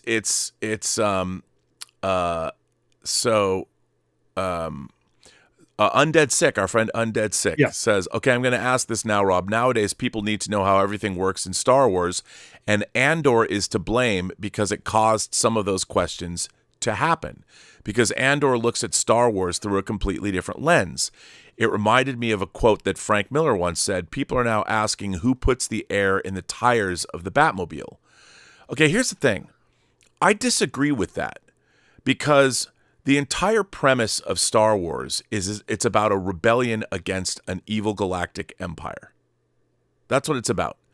All the stuff about the Jedi and all that was kind of secondary to the fact that there was an empire, and yeah, it was there. The Clone Wars were there, but really it was about our characters rescuing a princess who fronted a rebellion, and the rebellion wanted to destroy this machine that was going to destroy the rebellion. The focus of Star Wars was not the Jedi. They were in it, sure. And maybe Luke would be a Jedi. But the focus of that was stopping the rebellion from being destroyed by the Empire. That was the focus of Star Wars. Return of the Jedi, up through Return of the Jedi, as you moved through Empire, it was still about that. The Empire subjugating this rebellion. The thing about Andor is the themes that were touched on, that George Lucas then further went on to touch on in the prequel trilogy, was how does a republic become an empire? Through thunderous applause, you know. So you've never stepped away. Lucas did not focus. The focus of the prequel trilogy was not about learning to become a Jedi or wielding force powers. It was about how Palpatine was able to turn a republic into an empire. So the idea of the Star Wars trilogy has always, or both Lucas's trilogies, was really about how a civilization goes from being free to being controlled by the Empire. Now, the Sith and the Jedi, that was an adjunct thing, but it was not the primary focus of the story George Lucas was telling. So if you go back and you look at Andor, when they're showing what does the Empire look like from the ground? How do people, what is the workaday, what the people that enforce the Empire's will, you know, we saw like Tarkin was the pattern of the Empire. But how do you control every planet? You're going to have garrisons, or the Empire's going to be on every planet. And we saw how that Empire, why was the Empire so bad? Andor showed us that. And it showed us the terror that Mon Mothma has to face playing, you know, one side against the other. You met people like Luthen. You met the spies that believed in keeping their freedom. So Andor was a lot more Star Wars than Ahsoka is. Because Ahsoka and all this stuff is the other way everyone's going is into all this mysticism, fantasy bullshit. And that was a part of Star Wars, but it wasn't the focus of Star Wars. And frankly, I don't care about all of that stuff because it doesn't relate to me. It doesn't relate to us here on Earth. We don't have the Force, but we certainly have a republic that's in danger of becoming an empire. And so when people talk about, well, Star Wars, go with the fantasy, Rob, I can't. That's not what Star Wars was about. It was a part of Star Wars, but Star Wars was not about the fucking Force and space witches and all this bullshit. The whole idea of the Force was a metaphor for us trying to find what's inside of us and become better. It was analogous to Bushido, the way of the Bushido in Japan, in feudal Japan. It just happened to be, they made it mystical in Star Wars, but it was really about fucking working out and learning how to wield a goddamn sword.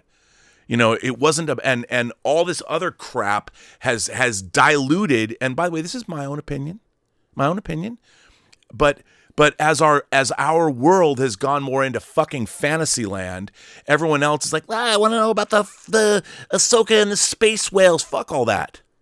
I want to know about the Empire, and I want to know about the Jedi were like the samurai were destroyed by mechanization, better weapons. That everything that they learned, the way they led their lives, was completely destroyed by a gun, and then later nuclear weapons. And so that to me is much more what Star Wars was about than anything else. And so that's why when I watch Ahsoka, I tune out, because I'm like, I don't give a fuck about any of this ridiculous mystical bullshit. I'd rather know about how Thrawn is building his army to come back, you know, and put the Empire together. And I think that's a real mistake that where Star Wars is at right now, because nobody understands that, because people aren't looking at empire building. They're not looking at ancient Rome. They're not looking at human history. Star Wars was always about something that was going on in our world and bringing it into the fantasy aspects of this. And sorry, am I ranting? I mean, my franchises, both Star Trek and Star Wars, have spun off into Fantasyland, and they forget that as much as Star Wars might have been a space fairy tale, it was about us. Luke Skywalker was all of us. And if we look deep in ourselves, we have the power to change our lives. Everybody can become a quote-unquote Jedi. You can become more empowered through making yourself a better person. The Force was not... That was a meta-fucking-for.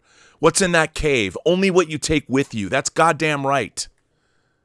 And anyway, all this crap, all this, I hate it. And that's why Star Wars and their fucking space whales can take a flying fuck. I don't care. I don't care. I don't care. And our entire world, on one hand, everyone wants to go into fantasy world and like, I don't want to talk about politics. Really? You're a Star Wars fan and you don't want to talk about politics. Star Wars is all about politics. It's all about how our democracy can slide into an empire, because you don't want to talk about that. You'd rather talk about space wizards and lightsabers and battle. If you don't want to talk about politics, you've missed the point of what Star Wars is about. And that's where I feel we are. Star Trek, Star Wars, it used to be about us, our world here, not fantasy fucking land. There you go. So there you are. There you are. Anyway, back to these super chats. So, and by the way, to follow up on what Undead Sick was saying. Yeah. Now people are asking who puts air in the tires of the Batmobile. Well, I think that's a funny thing. I agree with Frank Miller, and I don't think you need to know who puts the tires necessarily in the Batmobile. And I think that's a very valid point, because if the story is really compelling, the story should be good enough where you're not wondering that. You know, you're not wondering where that, and with Star Wars, you're not wondering about necessarily the Jedi. Your focus is on, are we going to rescue the princess and save the rebellion from the Death Star? You know, it's just that everybody, the fantasy aspects, because we live in fantasy world, because nobody cares about their real lives anymore, or the lives, what boots on the ground really mean. Everyone's like, and that's where I think that there's two different kinds of Star Wars. There's fantasy Star Wars that is embraced by the Harry Potter crowd because they're fiction, and then there is the Andor Star Wars, which is what I'm more interested in, because I'm a guy who read Dune, and I loved learning about the Landsrat and learning about the whole world, what's going on there. Like, to be honest, all this Jedi lore that they've made up, that should have always been secondary. It should have always been out, and the more they keep adding to that lore, I'm like, that's not George Lucas. George Lucas was more interested. If he wanted to go into more of the lore of the Force, he would have. But he didn't. And that wasn't the story of the prequel trilogy, or the sequel trilogy. So, anyway, that's just an opinion. Undead Sick says, nobody, it's a fantasy story. Nobody gives a damn about that stuff. At least I didn't. You just go with the pulpy Saturday afternoon fun that I would argue all of Star Wars has had at some point. Yes, George Lucas did make Star Wars pulpy Saturday morning fun, but he wrapped it up in something that was very relevant. And it was a tale as old as human civilization. Watching great civilizations, whether you take your pick, how many civilizations have fallen because of what has happened, but the corruption of the government or the apathy of the people. And George Lucas, while, he wanted to do Flash Gordon, he made Star Wars relevant because it had both. It had both. And I would ask you, how is Ahsoka supposed to be relevant to me as a person living on Earth right now? In a time fraught with peril, with we might whether you like Donald Trump or not, we might wind up having him as a president again. What does that say about us, and what does that say about America to the rest of the world who's looking at us? These are questions we need to ask ourselves, and Star Wars is something that, in its fun, pulpy Saturday morning way, helped us ask. So. Anyway, let's see. Oh, there's a lot. Roberto Suarez. Boy, I've started a deluge. Roberto Suarez says, Rob, would it help you to accept the Purgle if you thought of them as something akin to Moya in Farscape or the Tin Man in TNG? Moya was the ship that they had that was actually living, and that ship gave birth to a child, actually, at one point. And the same thing, Tin Man in TNG was an organic being that traveled the spaceways. I don't know, maybe. But the thing is, space whales, it's just the combination of the two things together. I believed in Tin Man and I believed in Moya because they made me believe in those things. But it's a good point. Thomas Logan says, the Sith are meaningless now. Thrawn's in league with a power far greater and scarier than the Sith. Forget about Palpatine. Ahsoka is an expansion of Star Wars. I would argue that Ahsoka is an expansion of Star Wars, one in the wrong direction, because it's becoming a fantasy story now, and that's not what George Lucas wanted. And the same thing is true of what's happening to Star Trek, is that the people have keyed into the fantasy aspects of it, and they haven't keyed in to, actually that's not true, because Andor, you're seeing the Andor version of Star Wars, which I think you have an Academy Award-winning filmmaker who understands Star Wars after looking at it a lot more than what Dave Filoni's doing. It's just what Dave Filoni's doing is much more interesting to the kids that grew up reading Harry Potter. It's all fantasy now, and it's becoming less and less relevant to us. I don't see anyone in Ahsoka going, this is how democracy dies. I just don't. And Ahsoka is an expansion of Star Wars, or Ahsoka is a dilution of Star Wars, depending on a certain point of view. Undead Six says, to make my point, does anyone ask questions as to how the Death Star was built before Andor? Do we know where Palpatine comes from and why he hates the Jedi? Who cares why the Empire are evil? Well, the answer to that question is, when you call something an empire, we as human beings, we understand what an empire is because we have many examples of them throughout our own history. So the idea that somebody made a doomsday weapon, the Death Star is analogous to a nuclear weapon. It's analogous to a doomsday machine. We know what that is. Star Trek went into that in 1967-68. So the Death Star is something that we understand in the real world. It really doesn't matter who built it, but we understand what a doomsday machine means. We understand that what the Death Star is the nuclear age. It represents the entire nuclear age. So the audience isn't asking themselves, where did the Death Star come from? They only understand in 1977, the idea that we could blow ourselves up with our technology was something very real, and that's what the Death Star represented. It represented an empire, meaning at the time, call it the Nazis, call it the Soviets, call it what you want, but they wielded a weapon that could destroy the world. We understood what that meant because we were living in a world which could be destroyed by what Reagan called the evil empire. So it was something that was very much in our minds. it was just used in a different way. So we don't have to ask ourselves where it came from because we already lived in a world that provided the answer. And that's what great storytelling does for us. So I don't know why I'm yelling and ranting, dude. To make your point, Rob. Make your point. And Palpatine is from a long line of despots, and call him what you want. Call him Nero, call him Alexander the Great, call him Caligula if you want. Palpatine is an evil megalomaniac that wants to control the world like any other litany of dictators throughout human history. And that's what great stories do. They take things that we already understand, that have already been set up for us, and we understand what they are. I mean, we didn't even meet the goddamn Emperor till halfway through The Empire Strikes Back. And now people forget the Emperor we met in 1980 that existed for 17 years isn't even the same Emperor we met in 1970 or 1997 when Ian McDermott replaced Clive Revel as the Emperor, which is too bad. But anyway. Alexander Wilson says, my bad with the terrible grammar. I was watching my football team get killed by buffalo and it distracted me. I think there's something very dangerous in the new galaxy because Balin is like, they're trying to get out of here fast because they fear. Yeah, so they've now had to make something bigger than the Sith. See, here's the problem. The thing about the Sith is us.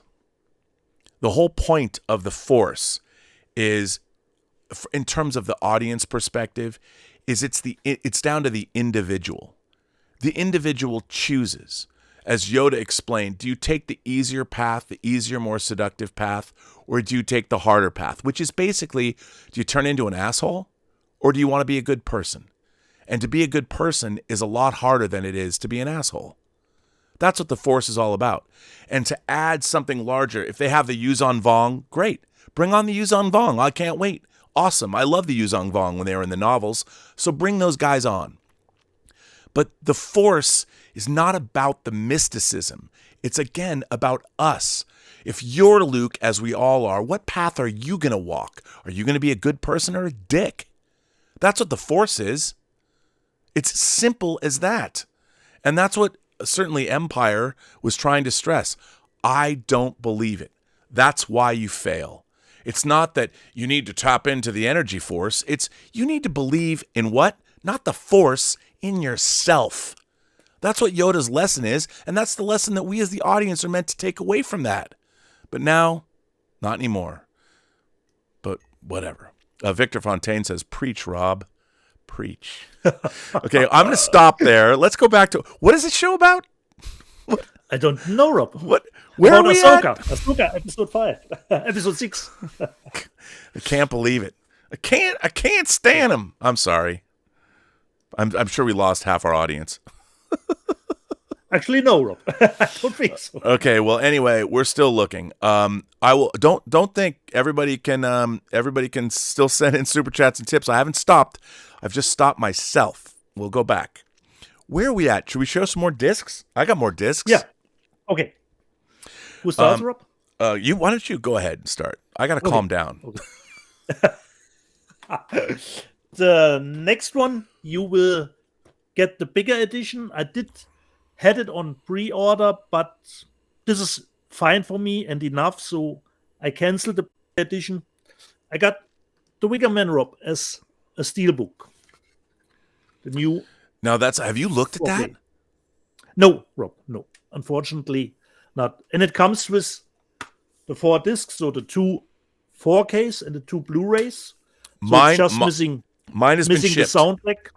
Yeah, it's just missing the soundtrack of the bigger edition from Studio Canal. But for me, this was fine enough too, just to have it as a steelbook. The Wicker Man. Nice. Next one, unfortunately, didn't get around to watch it. 4K of U571 as a steelbook 2 from Studio Canal. So hopefully a great, nice transfer, but haven't seen it.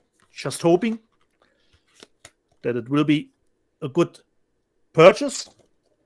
The next one, I think you haven't shown it, Rob, but certainly you will get it. Nice steelbook of Spider-Man Across the Spider-Verse. Perhaps considering the comic book movies of those years, the most profitable when it comes to budget and intake. And this is the Italian steelbook, and this comes with really nice art cards. Hopefully, I will get. Oh, Now I have to point out easily. that I did. Yeah. I just got the regular 4K. Nice. Of this, you know, Nice. it looks incredible. It sounds incredible. And what you can see, unfortunately, this is really nicely printed here, and you get some explanations on the back about the characters. By the way, This is Hot Toys is going to make that Spider-Punk figure. Can't wait to get that. So these art casts were really, really nice. So the Italian steelbook from Spider-Man Across the Spider-Verse. And a cat in the back, Rob. Not seen it. But the quotes promise me, Rob, clever kills. And Gorehounds would love the movie. It's called Hunt Her, Kill Her. Wow. I hope the quotes won't let me down.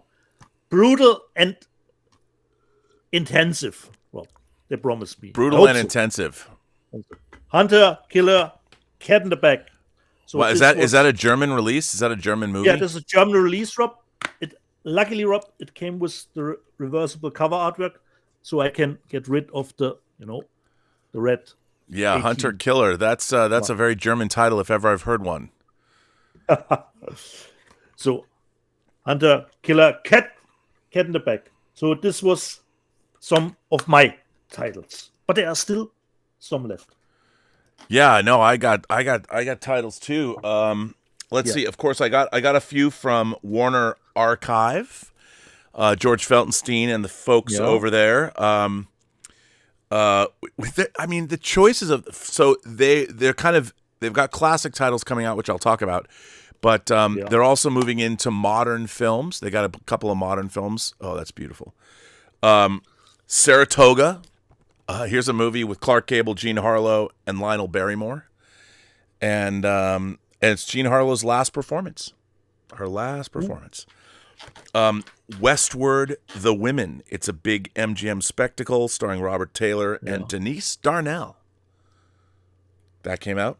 And then moving into their new modern, everyone's always complaining, well, when are you going to put out more modern movies? Meaning like not black and white classics, even though they do such a wonderful job. Cats Don't Dance. The animated film Cats Don't, it's perfect, as it says on the back. Cats Don't Dance is coming out, so there you go. Got that. That was surprising. I didn't know they were going to send me anything. They sent me that. And then, of course, as you know, our unofficial sponsor of this channel, Kino Lorber. Got some stuff from them. Lewis Malley's This is a Pretty Baby. Brooke Shields as a prostitute in New Orleans. Probably going to get canceled by having this, but hey. Never heard of that I saw this movie. movie in the theater, too. This I was so excited to get. Kevin Reynolds' movie, The Beast. I love this movie. Nice. This movie's great. I love Do we this. know if it has a different transfer than the Australian one? I don't know. You know what? It's doesn't normally they talk about if there's a new transfer. Kino Lorber will say it's a new transfer. It does not say that on here. So I would imagine that. And it's interesting because this is Columbia Pictures. So if it's Columbia Pictures, they transferred. It's probably a pretty great transfer. I can't wait to look at this. There's nothing on this disc. There's no special features or anything, but it's cool to have. They put this out, and then they put out the new Audie Murphy collection, and this has Posse from Hell. and of course, Hell Bent for Leather. Hell Bent for Leather is a movie I've actually seen. So this is cool. I mean, again, Kino Lorber just killing it, putting this stuff out. These are Universal titles too. So yay, go Kino Lorber. And this, I'll tell you something, this is really, I love electronic music. And one of the things I've been loving that Kino Lorber, even though they're DVDs, they've been sending me a lot of documentaries. And the documentaries, that's where I did Only in Theaters with Greg Lemley and Raphael Sabarge. I interviewed both of them on the channel. That was a great documentary. I love electronic music. I've never even heard of this documentary. Sisters with Transistors. Now, this is a documentary it's narrated by the great Laurie Anderson. Electronic music's unsung heroes. So I can't wait to watch this. A documentary about women in electronic music. And this goes way back.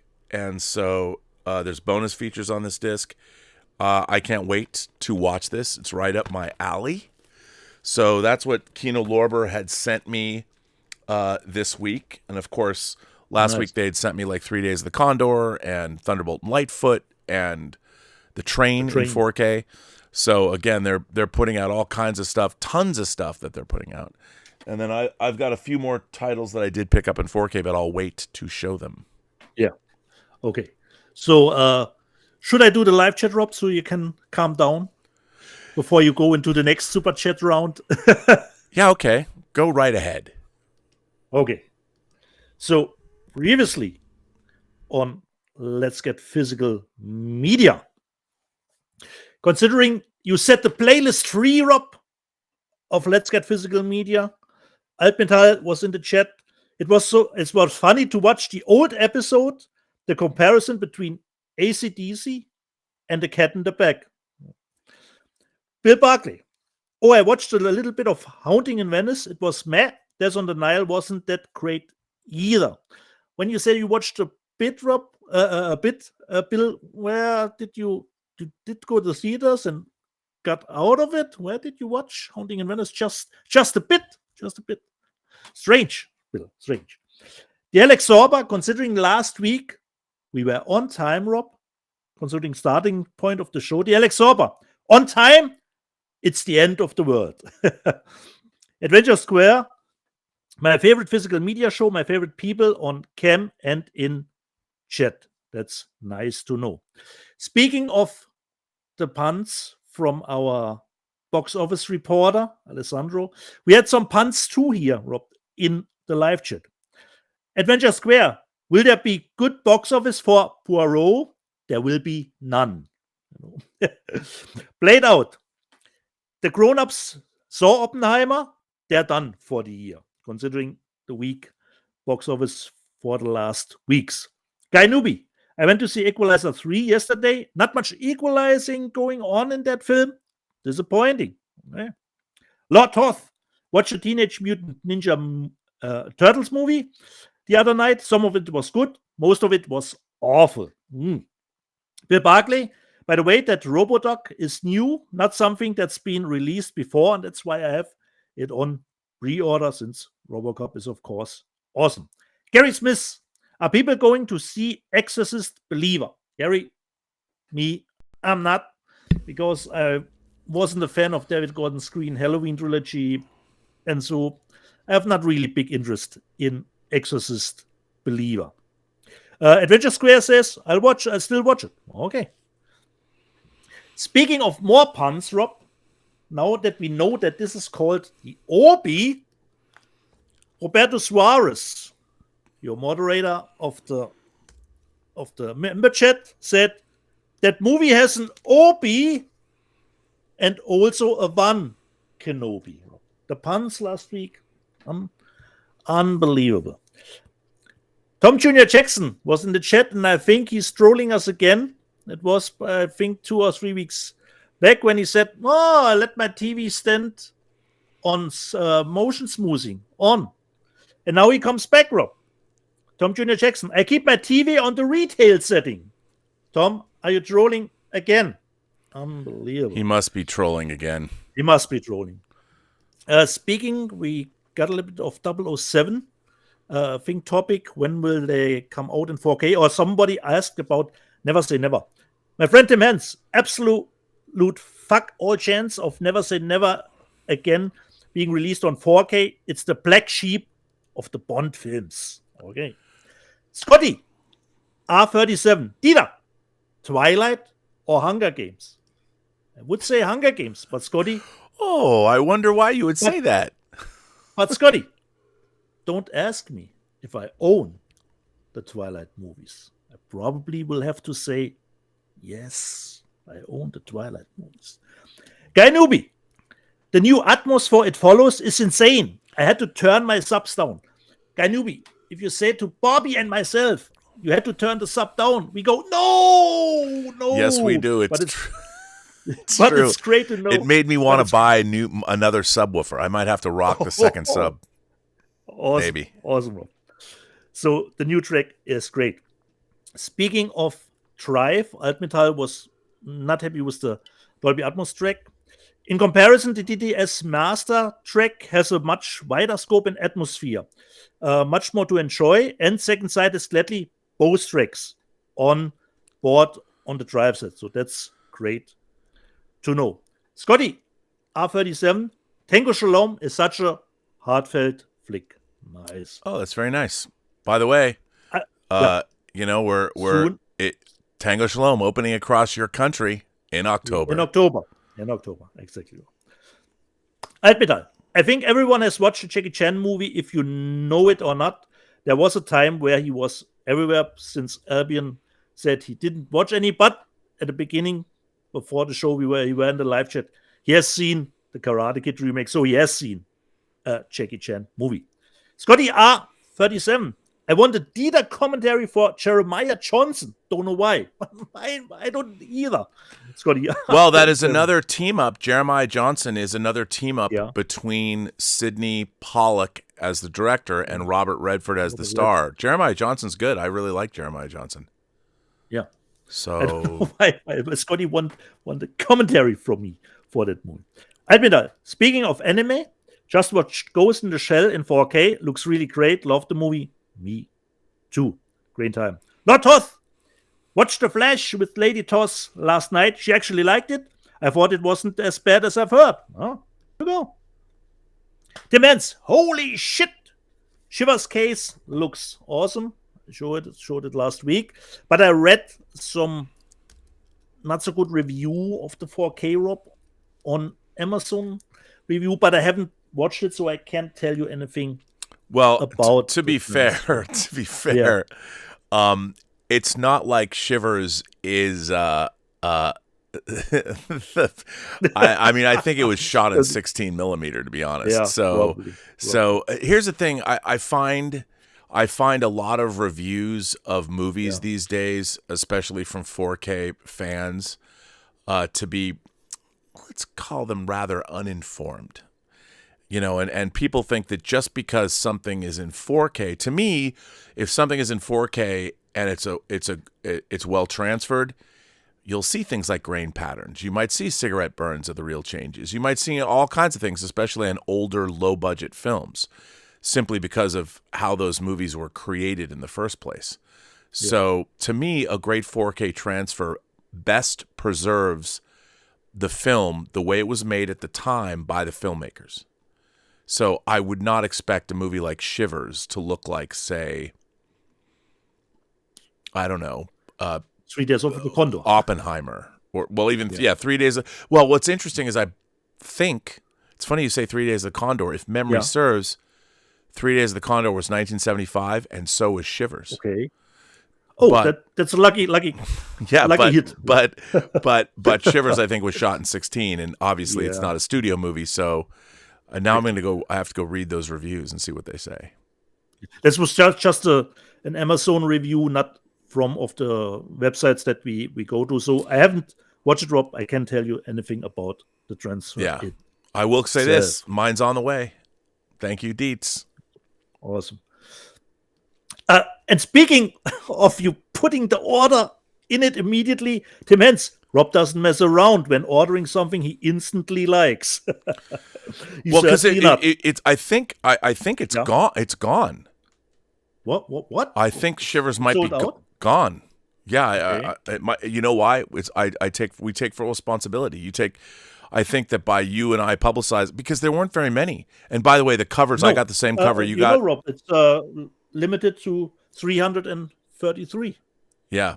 You know? So I mean, I don't even understand how you know How the business model works. Yeah.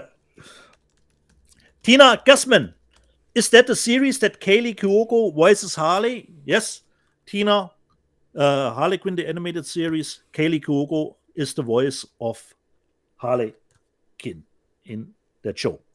Admiral Stuckman's movie was switched into next year due to the strike, and Secular Monk looking forward to Stuckman's film. Chris put out a video. He said he's 98% done with the movie. He's only missing, I think, the additional dialogue recording, which he can't do at the moment because of the strike. This is the only thing that I believe is missing from his movie. But like you said, the people here in the live chat said, it's delayed to next year because he will, of course, take it to the festivals. Secular Monk kind of makes me wonder what would happen if more YouTubers directed. For example, what would a Dan Murrell directed film look like? No idea. Would be interesting to know. Well, I think you know it's here's the thing. Dan Murrell, I mean, I've met him, I know him. He's a really smart guy. I like his take on film very much, and I really like his YouTube channel. But you know, not everybody wants to direct movies, and I think that it's really hard because you have to think when you're making movies. There's a thought process that goes into it. And a lot of people want to make films, but it's really hard to actually make them well, and you know, it's hard. It's really hard. But yeah, I think it's going to be really interesting to see what Chris Stuckman has created because, you know, if you think about it, there were a lot of back in the day, like in France, the famous magazine Cahiers du Cinéma, when André Bazin and all those guys were talking about the auteur theory, they were putting forward the auteur theory that directors are the authors of their movies. A lot of those guys, you had Francois Truffaut, you had Jean-Luc Godard, you had other, there were all kinds of directors that kind of came out of that. They were critics first, and then they became filmmakers. Not a lot of them, but they did. And it was really interesting to see those guys. They went on to certainly change French cinema and then later world cinema. And so I've always been surprised, like maybe we're seeing the beginnings of this, but it's going to be interesting to see if more YouTube pundits jump into making movies, or at least try it. And I think Chris Stuckman had written books. You know, he'd done other things before YouTube. So I'm really curious to see where he goes. Like how I hope his movie. I really am pulling for him. I hope it's great. Me too. I hope it's great. Considering the Pope's Exorcist, Admiral, Pope is okay, love the visuals, but story-wise, nothing really new. Guy Newbie, Pope's Exorcist is the best comedy of the year. So it is actually Halloween Kills for this year, Guy Newbie, okay? Bill Barclay, is Pope's Exorcist anything like Renfield? No, because Renfield was exactly hit the tone that it wanted to hit. And Rob, I'm through. That was the live chat from last week. You survived it. I did. That wasn't bad. We've been getting more, you know, more people are responding to me ranting. Okay. So let me just quickly say, A World in Pajamas, Science Lady, Tracy, says, whoever wrote Space Whales never heard of ebulism, which sounds like ebulism. I don't know what the difference is. Ebulism. I just looked it up. Ebulism is the formation of gas bubbles in bodily fluids due to reduced environmental pressure. For example, at high altitude. It occurs because a system of liquid and gas at equilibrium will see a net conversion of liquid to gas as the pressure lowers. For example, liquids reach their boiling point at lower temperatures when the pressure on them is lowered. Symptoms of ebulism include bubbles in the membranes of the mouth and eyes, swelling of the skin, and bubbles in the blood. Blood circulation and breathing may be impaired or stopped. The brain tissue may be starved of oxygen because of blockage of arteries, and the lungs may swell and hemorrhage. death results unless recompression is rapid enough to reduce the bubbles before the tissue damage occurs. In 1960, Joseph Kittinger experienced localized embolism during a 31-kilometer ascent in a helium-driven gondola. His right hand glove failed to pressurize, and his hand expanded to roughly twice its normal volume, accompanied by a disabling pain. His hand took about 3 hours to recover after his return to the ground. Tissue samples from the remains of the crew of Space Shuttle STS-107, Columbia, revealed evidence of embolism. Given the level of tissue damage, the crew could not have regained consciousness even with repressurization. Yeesh. So there you go. See, Tracy, see what you inspired me. Anonymous sends in a tip and says, also, Thrawn said that their numbers have dwindled, which means they encountered something that caused casualties to them. They don't want to be in the new galaxy. That's what I got. That could very well be. And I'm sure maybe we'll find out more about that. I'm sure somebody's undead or whatever. Speaking of undead, Undead Sick goes on to say, let me be clear, Rob, I love the politics of Star Wars. My favorite show is The Bad Batch, which is all about the clones being turned out in a political game by Palpatine to get his stormtroopers. That's true. See, I like that. That's good. I have not watched The Bad Batch, not the second season. Yeah. Alexander Wilson says, Rob, I have a lot of Star Wars fans who didn't like Andor. To them, it wasn't Star Wars at all. They didn't care about any of the characters or their actions. The viewership was very low on Andor, a show I thought was great. Yes, which is actually, once again, a symptom of everything wrong with America. I feel the same way about modern Star Trek. You know, it's all an indication of where we're going as a society. We'd much rather have our fantasy than have, to me, science fiction was always about us, our culture, what is Dune? You know, Dune is not necessarily about the super being. It's about, again, a rebellion against an empire and what is happening and all the different people that participate. And that's why I love fiction, because it reflects back on us. Fantasy is fine, but even the best fantasy, what is Lord of the Rings about? Yeah, you can get all caught up, but it's about the everyman who takes it upon themselves to go up against great forces. The Fellowship is a rebellion against an empire. And we are, all of us, a fellowship, aren't we? Fun facts sends in Anonymous. Wes Chatham, who plays Amos in The Expanse, plays Enoch, and Claudia Black from Farscape plays the head witch in Ahsoka. Ooh, didn't know that. I didn't know. Nice to know. Irene Jobson sends in a super chat and says, this one time at Rob Camp, hold on, I need to write a spoof song for Rob, laugh out loud about his rants. So we didn't start the fire. This one time at Rob Camp, I would love to see that. That's why I should start, Irene, Rob Camp. You can be the first camper. Don't tell your husband. Tommy Ricknell says, would you guys consider implementing a must-buy and own disc of the week to the show? One of you each give your choice. Cheers from the Åland Islands. Åland? Oh, I don't even know where that is. I have to look that up. That's Tommy. That's a great idea. Our pick of the week. A must-own. Okay. We have to come up with something. We have to come up with a catchy title of that. You know, we have to come up with some name that. So this is okay. This is should it be then more just the movie to own, or tied with a specific edition to own of the movie? I think it could be either one. But listen, this Tommy who just wrote to us from the Åland. I'm sure I'm mispronouncing that. The Åland Islands. Have you ever heard of the Åland Islands? Yeah, I actually Googled where that is, Rob. I just did too. Where it was Rob, at that point where I had to remind myself that we have a lot of people watching from different countries, and we had to write them in the live chat where they are from. And there was the islands, and I thought, where is that? And then I listen to this.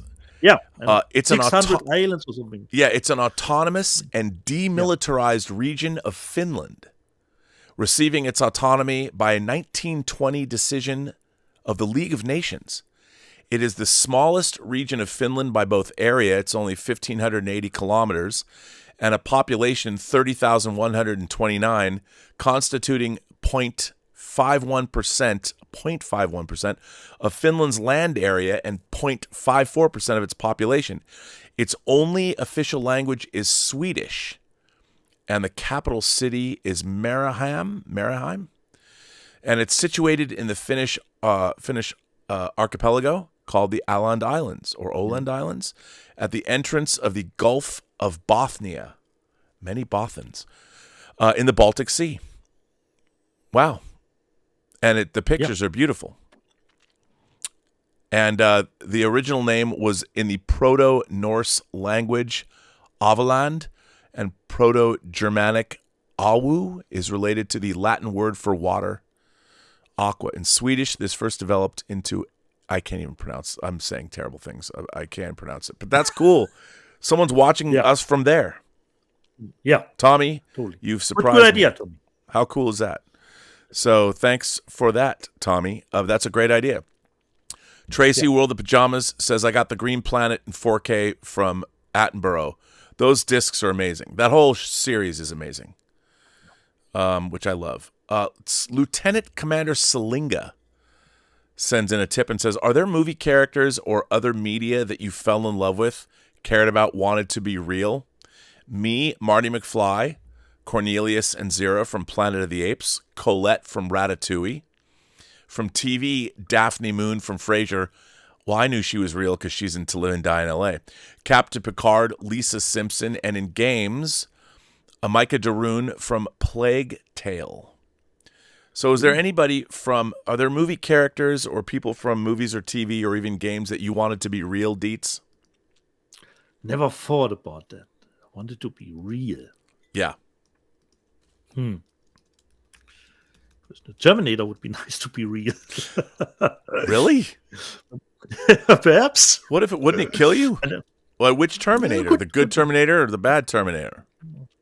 The good one, but I never thought about getting a real life equivalent to a movie character. I mean, I would say that there's a character that I've always wanted to meet. A character that I've always thought, wouldn't it be great to have her in my life? Lisa Carol Fremont. Who is Lisa Carol Fremont, you might add or ask? That is Grace Kelly's character in Alfred Hitchcock's Rear Window. Who in my mind your favorite. is one of the most but she already feels real. She feels real. I mean, I was always looking for my Lisa Carol Fremont. Unfortunately, she's a fictional character and doesn't exist. But hey, you can always look for her. And she is, after all, Grace Kelly. So there you go, Lisa Carol Fremont. And I'd like the Kirk, Spock, and McCoy to be real, and I'd like them to be my friends. Of course. And maybe if I went to games, I wouldn't have mind. I would like Dante. I'd like to be Dante in Devil May Cry. That might be fun. Or Samanosuke and Onimusha, something like that. And then, I can't really think of anyone else, but hey. Lieutenant Commander Salinga goes on to say, technology that should exist, but for some reason doesn't. A VR headset with HDMI inputs from 3D Blu-ray players.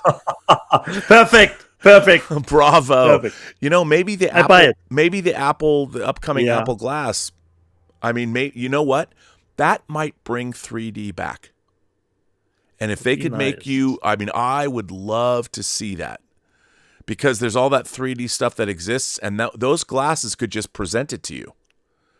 I mean, it'd be awesome. Would be great. Binaural headphones, a binaural headphone amplifier with HDMI input from surround sound sources emulating various rooms. Home theater, multiplex cinemas. It's puzzling it's not there. I think we're going to get that. I think that the Apple Glass and what we're going to get technologically, I think we are going to definitely, I don't know how you would simulate a bass response, like a real bass channel. But I think one of the things about glasses is I think people are gonna, and I look, I don't know of anyone doing this, but I think that people are gonna go in, like somebody's gonna license out, say, the Chinese theater in L.A., Grauman's Chinese Theater, or pardon me, the TCL Chinese Theater, and they will make a totally virtual version of the Chinese theater. And you can theatrical experience completely, 100% through the glasses. And they'll do this, and you'll be able to sit wherever you want with your friends, and you could like you and I, our avatars could meet. We're gonna be like, okay, come to the Chinese theater to watch this movie in IMAX, and it'll be able the glass. I mean, it might not be available right at this point, but I'll be able to turn and look at you because it'll have AR. You'll be able to look around. You'll be sitting in your house, but you'll see the theater from wherever it is you're looking, and I'll even be able to turn and look at you, and you'll have your digital avatar, and it'll look like you, and so we'll be able to hang out. Almost real watch along. Yeah, and by the way, in the next 5 years, this will be here. It'll be here, and you'll be able to do this with most places. I mean, they'll digitize whole cities. And you'll be able to take like, how interesting would it be? Like, and I was talking about this the other day with somebody, but how interesting will it be? Like, for instance, let's say I've never been to Prague. I've always wanted to go to Prague, but so I haven't gone to Prague. But what if, you've got a digitized version of Prague, and you use like, because these things are going to have AR, augmented reality in front of you. And what if you could go into your neighborhood, wherever your neighborhood is, and they would put in the city of Prague. You'd have the city of Prague, so visually you would see the city of Prague, but all you're going to do is walk through your own neighborhood. So you'll be walking your streets, and you won't see a perfect representation of Prague, but it'll overlay onto your neighborhood. So you could go on a walking tour, because you don't want to walk in the middle of the street when cars are coming, but they would have a facsimile of Prague, so you could get a feeling of the architecture or whatever with Google Glass. I mean, all of this is coming down the pike. It's all, and it'll be here in the next 5 years. That's what Apple is working on. So, and what if you and I, we're going to play, and I was talking about this the other night, a survival horror game, like a zombie game. Ooh. So you tie in Google Maps, Google Earth, and what it does is you've got your neighborhood, because your neighborhood's already your neighborhood's there. The computer takes your neighborhood, the place where you live, and it overlays you're 10 years after the zombie apocalypse. So you've got your glasses on, and your entire neighborhood, wherever it is that you live, suddenly there's moss growing on all the buildings. You're looking out at your street, but it's augmented reality. So what you're seeing is an overlay that the computer is giving you. And in real time, you and your friends are like, you're actually out in the street walking together. You're in your own neighborhood, but zombies are coming at you, and you've got your weapons and stuff. I mean, this is going to happen. It's already coming down the pike. I can't wait. So, Lieutenant Commander Salinga, we're going to get that. It's coming, dude. All of that's coming. Dimitri, I love this name. We've had Dimitrios here. Patsiaris, to the both of you. What is your approach to watching special features on your discs? Do you dip into them? Do you wait until you finish all featurettes and commentaries before you jump into your next disc? So when you get a disc and there's special features, before you move on to something else, do you watch all of the special features on a disc? It depends totally on the movie. Totally, it depends on the movie and if I'm interested. Of course, I watched everything considering Cutthroat Island, because they were all new special features. So there I watched pretty much everything, but it totally depends on the movie. And if I have the feeling it is just EPK stuff, I can normally skip it because it's more like a marketing extra. So it depends on how it's done. And in at first, it depends on the movie. I tend to try and watch all of the special features Yeah. on a disc. You know, I was thinking about discs like the Criterion Deep Cover I recently watched, Yeah. and there was a lot of good stuff. There was a great conversation with Larry Fishburne and Bill Duke. That was really, really good. Pardon me, Lawrence Fishburne. And really like that. So I try and watch all the special features. I'm totally loving if there's new stuff for older movies Yep. on discs. Yeah, and me too. The only thing that I sometimes pass over is a commentary because it's a commitment. You know, it's hard to start a commentary, but I do try and watch all the special features on a disc when I watch the disc, and then move on because you don't want to miss out on anything. And a commentary has to be entertaining in itself. You know, if I just get the director explaining what is happening on the screen, I know that. You know, Yeah, even the audio commentary should be a little bit gossip, a little bit behind the scenes. You know, what was happening behind it. So those are the best it has commentaries. it has to be entertaining. The audio commentary. Sometimes you get an audio commentary, and you don't think, and you think, do I have the right audio track? There's nobody telling anything. You have sometimes great pause stretches concerning some audio commentaries. Yeah. So it all depends on how entertaining the audio commentary is. Lieutenant Commander Salinga has a final tip and says, I think one of the problems with modern storytelling is that people do not understand allegory and metaphor anymore. They take everything only at face value, and this goes both for writers and consumers. People avoid being challenged and dismiss multiple angles. You know, I think you know, you might be right about that. I mean, I just think it's a product of, I think it's really a product of, especially in this country, of our education system. You know, I mean, it's unfortunate, but like I keep reading that people aren't even being taught books anymore. They are being taught articles. Like when I was growing up in school, you were expected to read a book, a lot of books. And some of those books have resonated with me my whole life. You know, like Sinclair Lewis's Main Street, which I read in high school. That was a book that really resonated with me because, you know, it was about a character that wanted to transform her town and failed. And I really liked that book. It really resonated with me, and I never would have read it had I not been assigned that book. And I want to say I was taking an honors course called, well, it's sort of honors, but taught by Carol Penke, a teacher I had a crush on, who I recently looked up, and she's like become this powerful. Yeah, her name's Carol Penke, and she's like 75 years old now. And she's got this shocking, awesome white hair, and she's promoting female entrepreneurs and stuff in Seattle. So you go, Carol Penke. But I'm talking about her, you know, 40 years after the fact almost. But Sinclair Lewis's Main Street was a book that she assigned, and it was in a class I was taking called Utopia, and we were looking at different visions of how to transform the world into a utopian civilization. That's the same class I got to bring Scientologists to and explain the Hubbard E-meter. It was great fun. The Moonies came to our court. They'd never let you do that in public school now, but we did.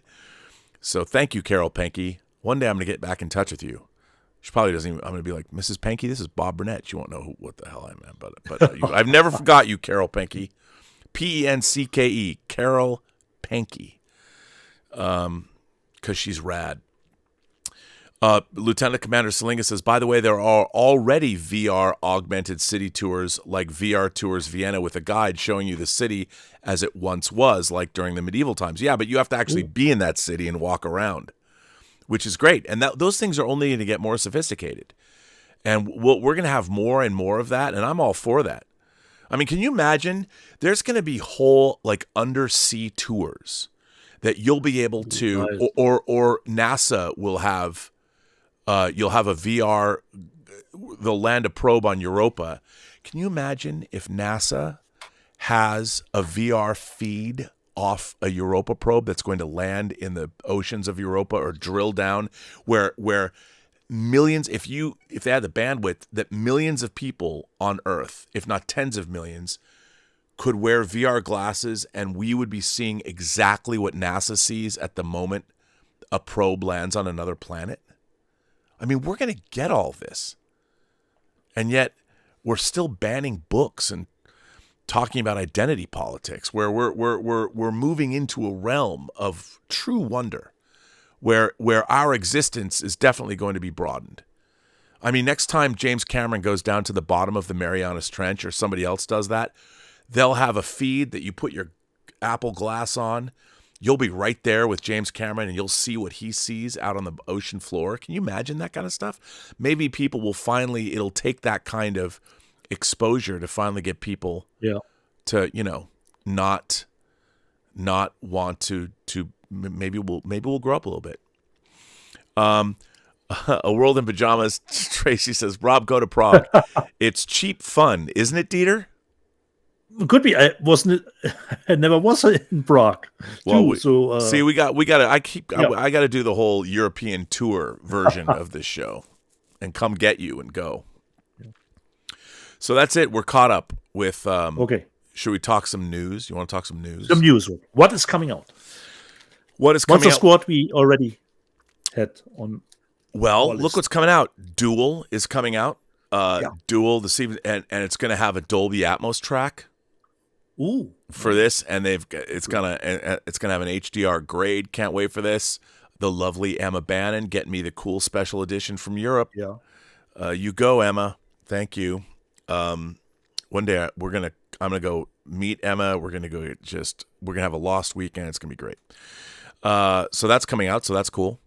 Warner Archive is moving into more modern films in the next coming months. Yeah. They're releasing things like Mad City, directed by Costa Gavras, starring Dustin Hoffman and John Travolta. Then you've got movies that, like In Love and War with Chris O'Donnell and Sandra Bullock. Who remembers this? Well, they're now going to remember it because it's coming out. A movie I'm really excited about, Kevin Reynolds' Rapa Nui. This movie's dope. I really like this film a lot. And this is the kind of live action stuff that I want to see Warner Archive come out with. I'd love to see things like The Butcher Boy. Of course, The Mosquito Coast. There's a lot of stuff in the Warner vaults that I'd love to get. Now, that doesn't mean they're not still putting out classics. Todd Freaks Browning. We're getting Freaks from Criterion. We're getting Lionel Barrymore and the Devil Doll. I mean, you go, Todd Browning. This is a great title to get from Warner Archive. And then, not to be outdone, you're getting an Elvis movie, Double Trouble. The Elvi movie instead of Elvis, Elvi. And then, of course, for you people that are tired of wire hangers, Joan Crawford in Dance, Fools Dance. So before she was telling the board of Pepsi not to fuck with her, Joan Crawford was having some fun in Metro-Goldwyn-Mayer's Dance, Fools Dance. So I've never seen this movie, but I love Joan Crawford, and I want to see what she's like when she's nice and she's not abusing her children. God bless them. Paramount, what do I have to do to get Mommy Dearest in 4K? Come on, you already released the Blu-ray. Give us that 4K. The 4K should be around the corner then. Come on, dude. Or at least some German company release an 800 version, 800 numbered media book of it. I know that George Feltenstein and I will buy it. Come on, make it happen. And then finally, their collector's choice, the Looney Tunes Volume 2, their first Looney Tunes Volume 1 was very, very good. And by the way, these look fantastic, unlike what they did to the Fleischer cartoons. You know why? Because Warner Archive didn't make that Fleischer cartoons disc. Why they didn't, I'll never know. I'll never understand. Criterion putting out their December releases. They've got Blast of Silence coming out, which I don't know really anything about. We knew this was coming. Guillermo del Toro's Pinocchio in 4K. This movie is gorgeous. I love this film. I can't wait to see it in 4K, and I'm sure this is going to be chock-a-block full of stuff. And look at this great cover. And then they're putting out The Red Balloon and Other Stories. So this is pretty cool that this is coming out. A great collection of short films. I love The Red Balloon. I grew up with this movie, and now I'll get it from Criterion yet again. This is interesting. Meg Ryan.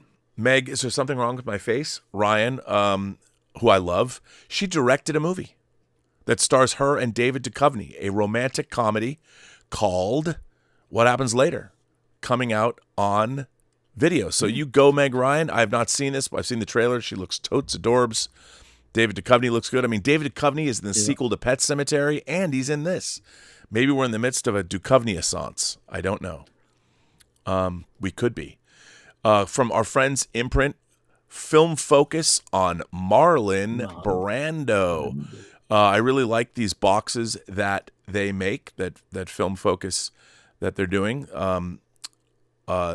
because they're awesome.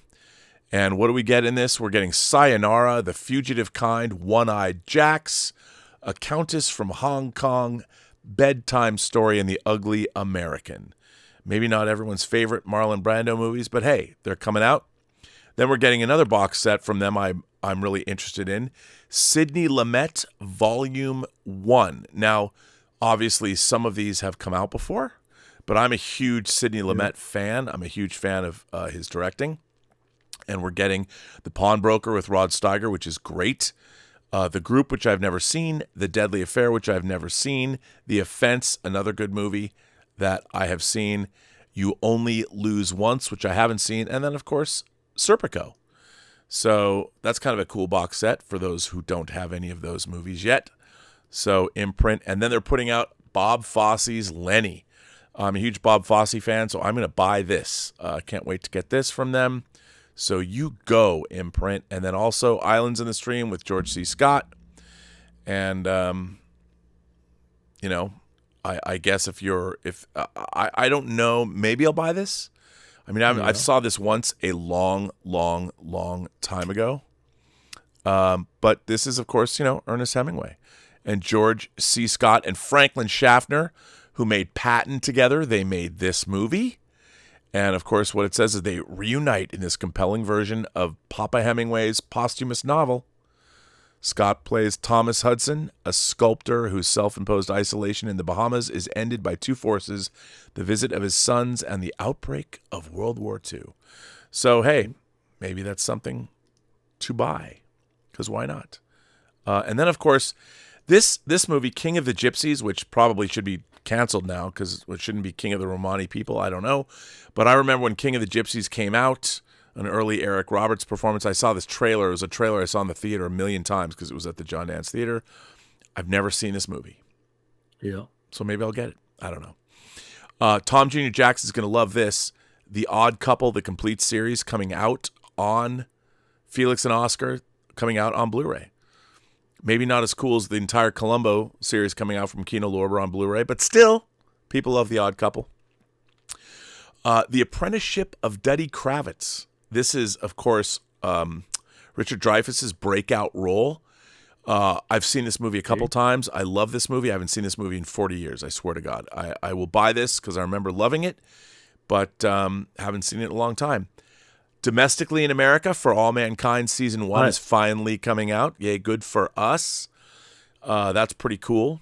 And then, in addition, here is a box set, a limited edition of all the new Who.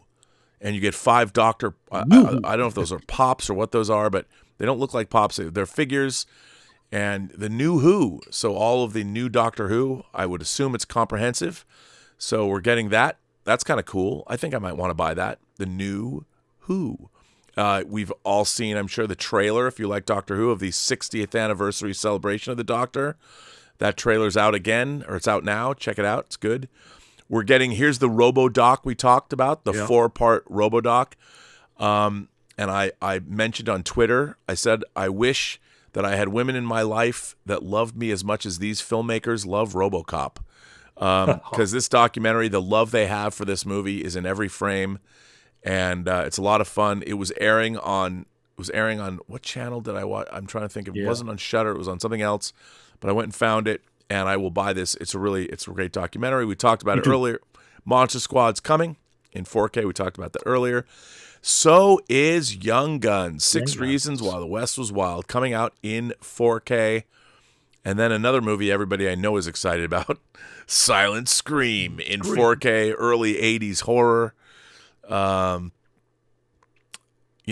I remember liking this movie, but I remember nothing Okay. about it because I haven't seen it in ages.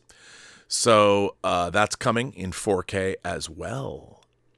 On to the news. Let's take a gander. These are the top-selling best discs overall that we're getting here.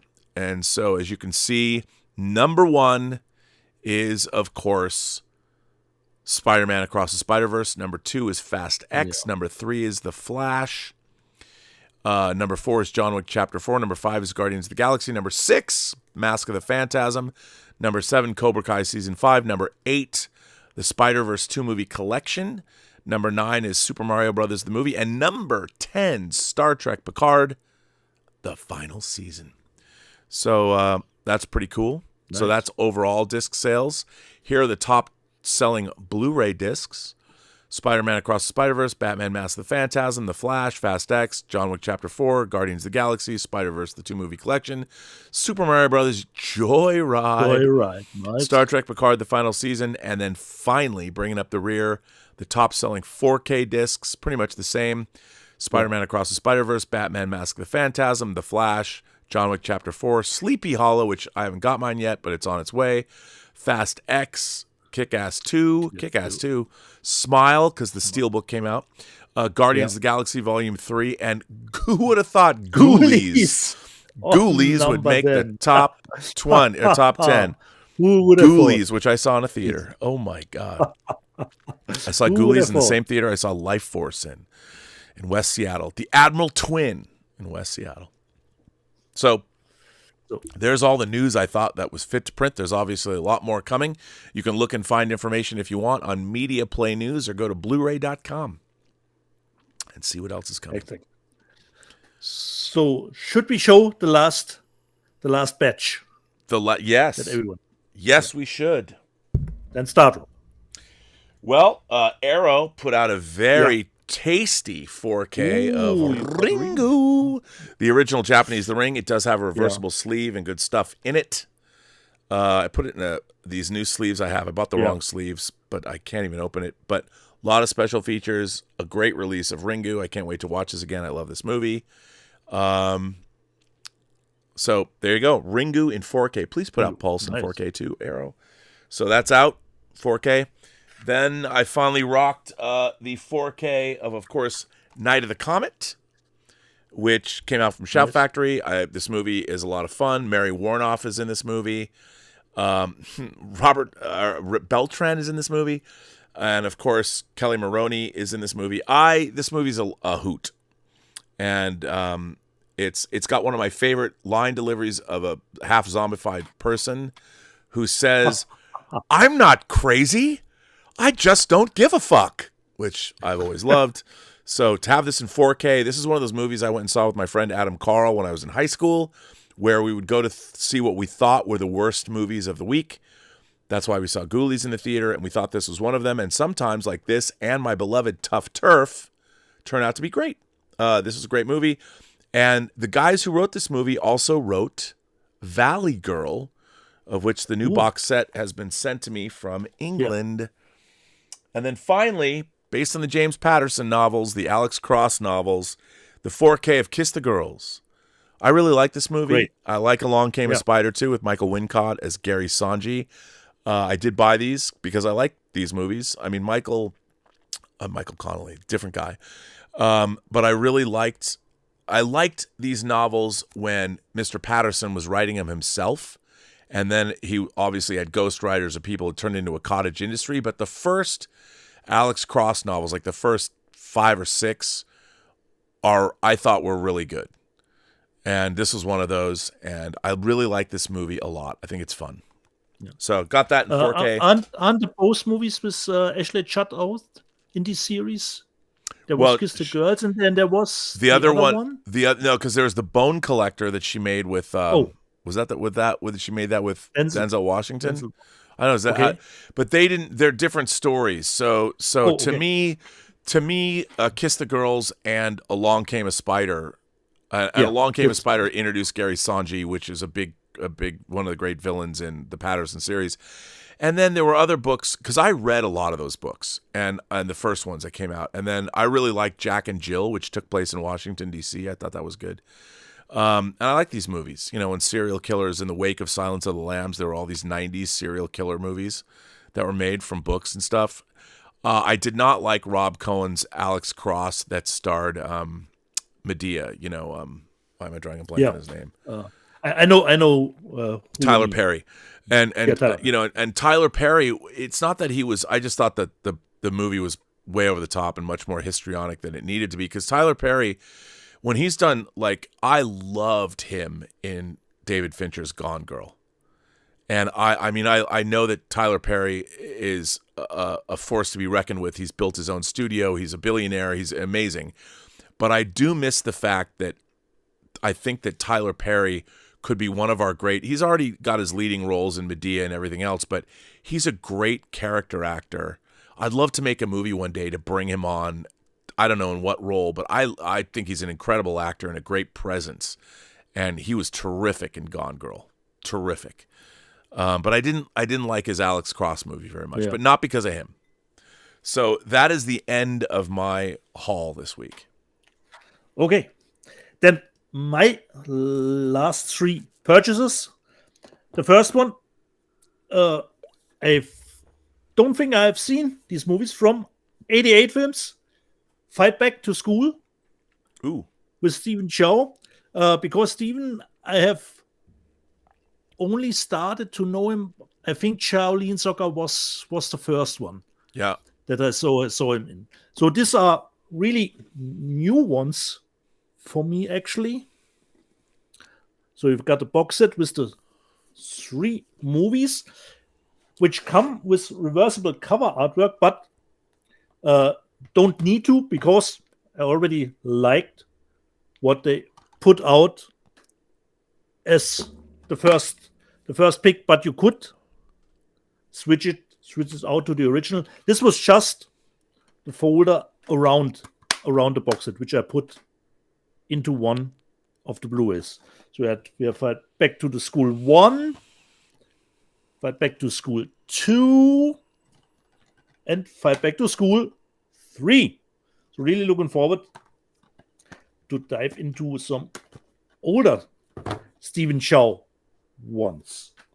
So the Back to School box set, and from 88 Films 2 came out this week, or last week, with Jackie, Twin Dragons. Yeah. How's the transfers on those? Have you watched those? Didn't get around to it, Rob, you know. Oh. Always new stuff, like No One Will Save You, no Continental. No. I know. Too little time. So it comes as, again, with reversible cover artwork. Let's see. Okay, will I switch it around? I think so, because this is actually on the outside of the box set. So let's change it, so we don't have any doubling. So it's the original Hong Kong key art. Then we have some postcards. Haven't seen it in a long time. Rip. Yeah.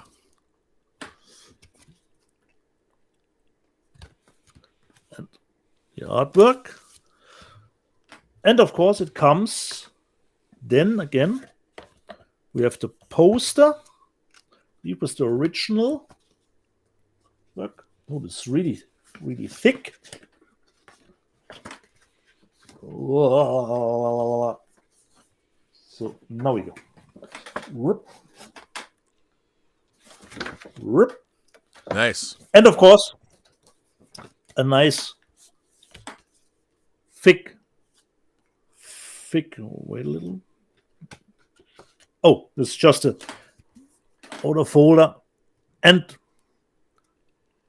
the booklet that comes. They always do such a. 88 Films does such a great job. They're killing it with their releases. Yeah. So let me put that aside. And the last one, is the Enter the Dragon, the 4K. This is the collector's edition, which comes with the steelbook, the movie. It's the same motive. So, because unfortunately, knows it, in our Bruce Lee box, Enter the Dragon was the one which is not in 4K, the only one that is not in 4K. And let's open this up. Let's see what we else get in this collector edition. Haven't seen it myself. Oh, this is nice. It will probably don't come across here. This is the particular. Yeah, and I can say that's cool. Yeah. Then we have here nice card. I don't idea if this has a specific name.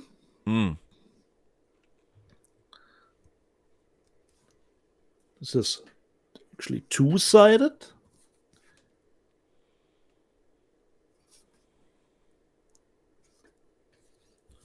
So then we have mostly known the original poster, which is the artwork used in the Arrow set. Oh, and here some nice black and white drawings.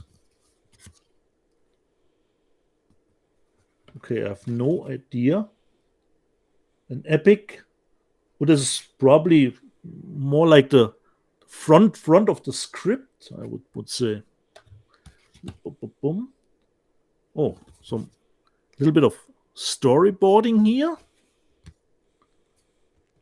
And some detailing here too. Yeah. Gotta like that. And the poster for it. But I don't think it's... Yeah, it's just two-sided.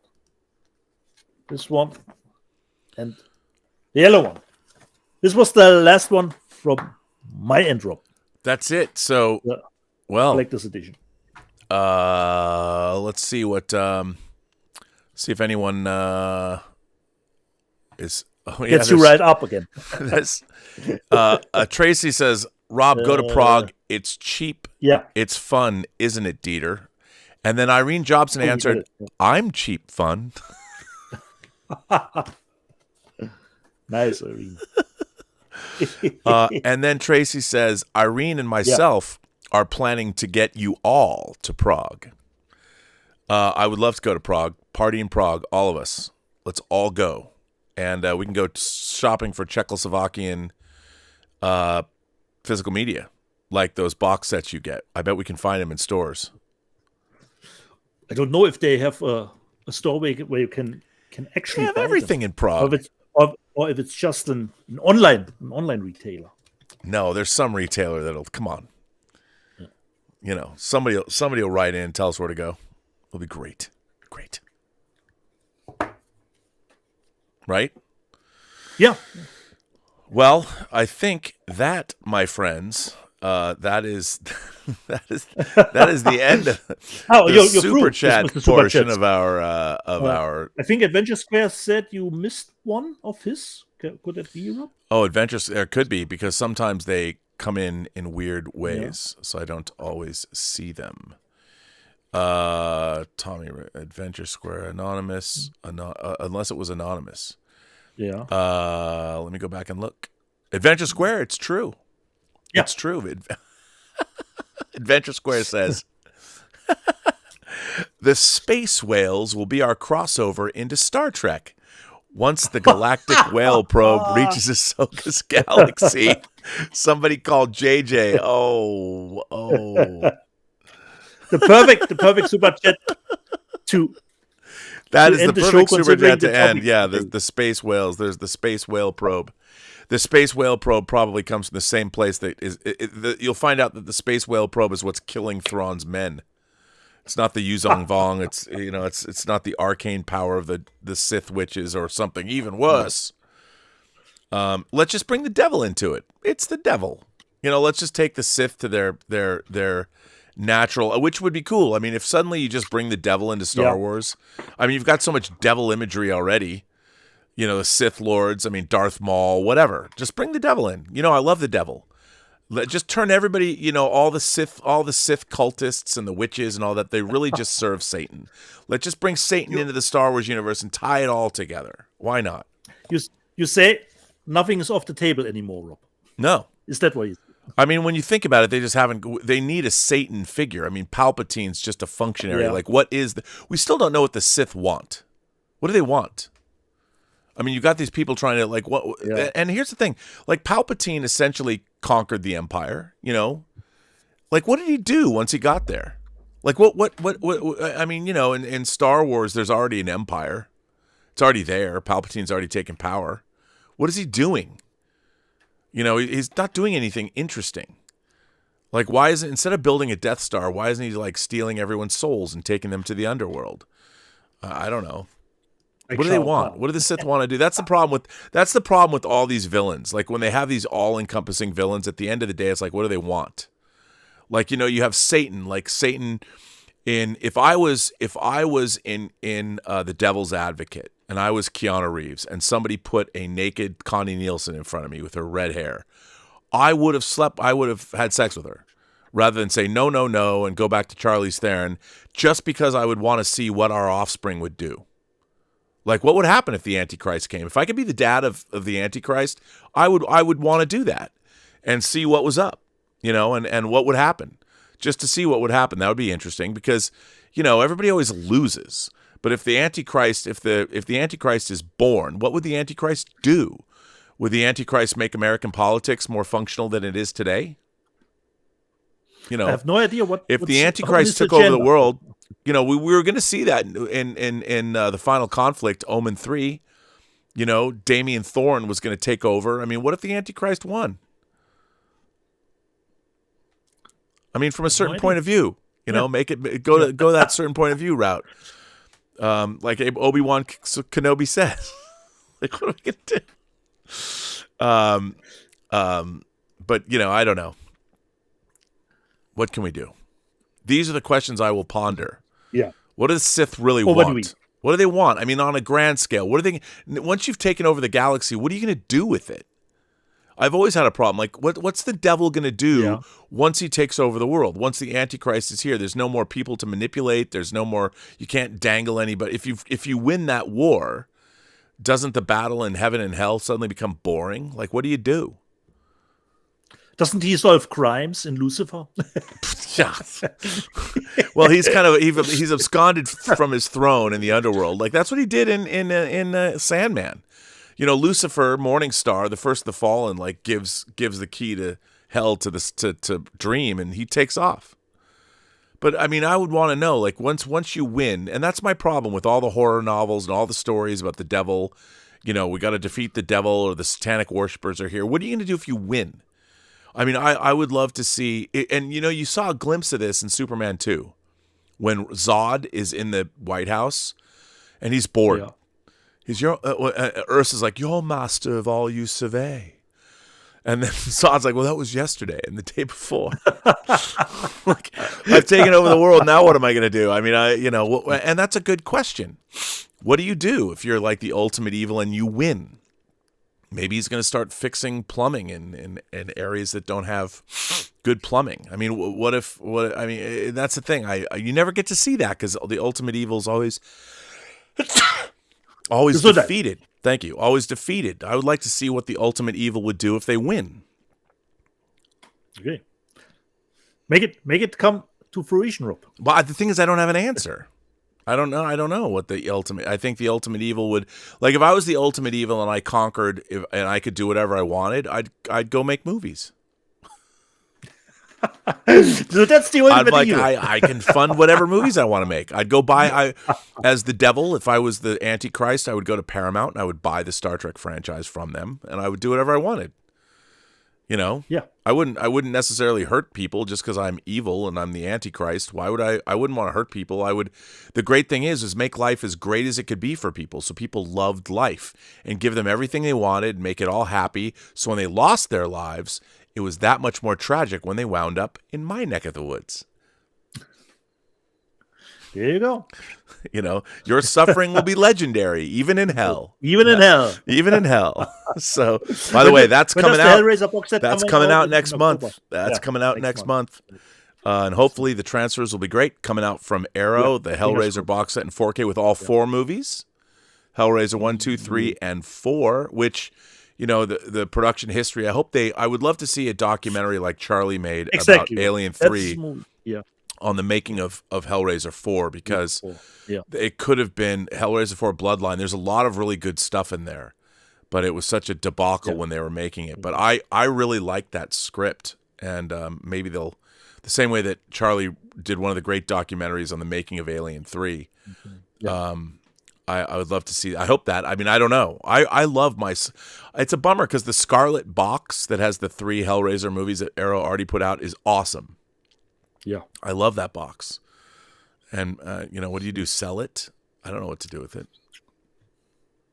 Anyway, on that note. Collectors problems. Collectors problems, it's true. Well, this was a fun show. I got to rant about Star Wars. I'm sure people are like, uh-oh. Yeah. You could probably clip that out, Rob. My take on Ahsoka and the state of Star Wars at the moment. It's true. Irene Jobson. Irene Jobson sends in a super chat and says, "For all of us Southsiders of the moral spectrum." Ooh, Irene, are you saying you're an agent of Satan already here on Earth? The moral spectrum. I always saw you as a nice lady, a nice mom. Sub McShave says the Antichrist already controls Star Trek. Just to piss you off, Rob. No, he's right. I mean, I've known this for years, since 2009. Well, I guess we should end this show. Yeah, it was a great show. The only thing, Rob, we have done 3 shows in a row. That means next week, unfortunately, I have night shift. You have the night shift. Maybe I'll get somebody else to come on and fill in. Yeah. No one can replace you. Just succeed you. So we'll see. And if Rob doesn't do a show, remember the good thing, people. We will have more stuff to show if we do. Yes, that is true. It is true. The good thing. Plus, it's just not the same without you, Dietz. It's not the same. Ja, okay. Und also, jede Person, die du triffst, hat eine Geschichte zu erzählen, die du noch zu hören hast. Alles, was du tun musst, ist zuhören. Every person you meet has a story to tell that you have yet to hear, and all you have to do is listen. I want to thank our moderators, Lord Toth, and I want to thank Tom Jr. Jackson for being a goof person, and I want to thank Justin Toner because he loves Enter the Dragon. I want to thank everybody that generously supports this channel and this show via super chats and tips. I want to thank all of our favorite boutique home video labels for keeping the home fires burning and keeping us fully stocked with great physical media to watch. There's a lot of good stuff coming out in October as we approach the ending of Septiembre. I'm very excited to see what we're having and where we're going. I will say this: we're moving into month 10, and both Disney and Warner Brothers have not celebrated their 100th anniversaries the way I would have liked. How can you not get 20,000 Leagues Under the Sea out in 4K? How can you not do that? Warner Brothers has so many titles I can't even begin to want. I mean, yeah, you got us a few things. You dabbled in it, but, I still don't have The Exorcist yet. I'm waiting for my British version. What can I say? But other than that, we have a lot to be happy. We could Partridge Family that. Come on, get happy. So and there to you get go. Full circle, after the show, I will order Lola immediately. You got to order Lola. Everybody get Lola. Lola's an amazing movie, and I want to thank our friend in Ireland, Mr. Doyle, Des Doyle, for sending that to me. What a surprise. What a delightful movie. Everybody should watch Lola. Maybe it'll get picked up by an American distributor. I'm sure it probably already has, maybe a streamer. I don't know, but it's great. Go buy it. All of that. And, So, and hopefully, we'll hear about the strike being over today. Maybe, hopefully, that would be could very well be. Nice, Everyone gets back to work. And I hope that's all the writers out there, all the actors, everybody. Fingers crossed. Thumbs up. And defeat that evil AI. Yeah. And this brings us to the end of Let's Get Physical Media. Until next time.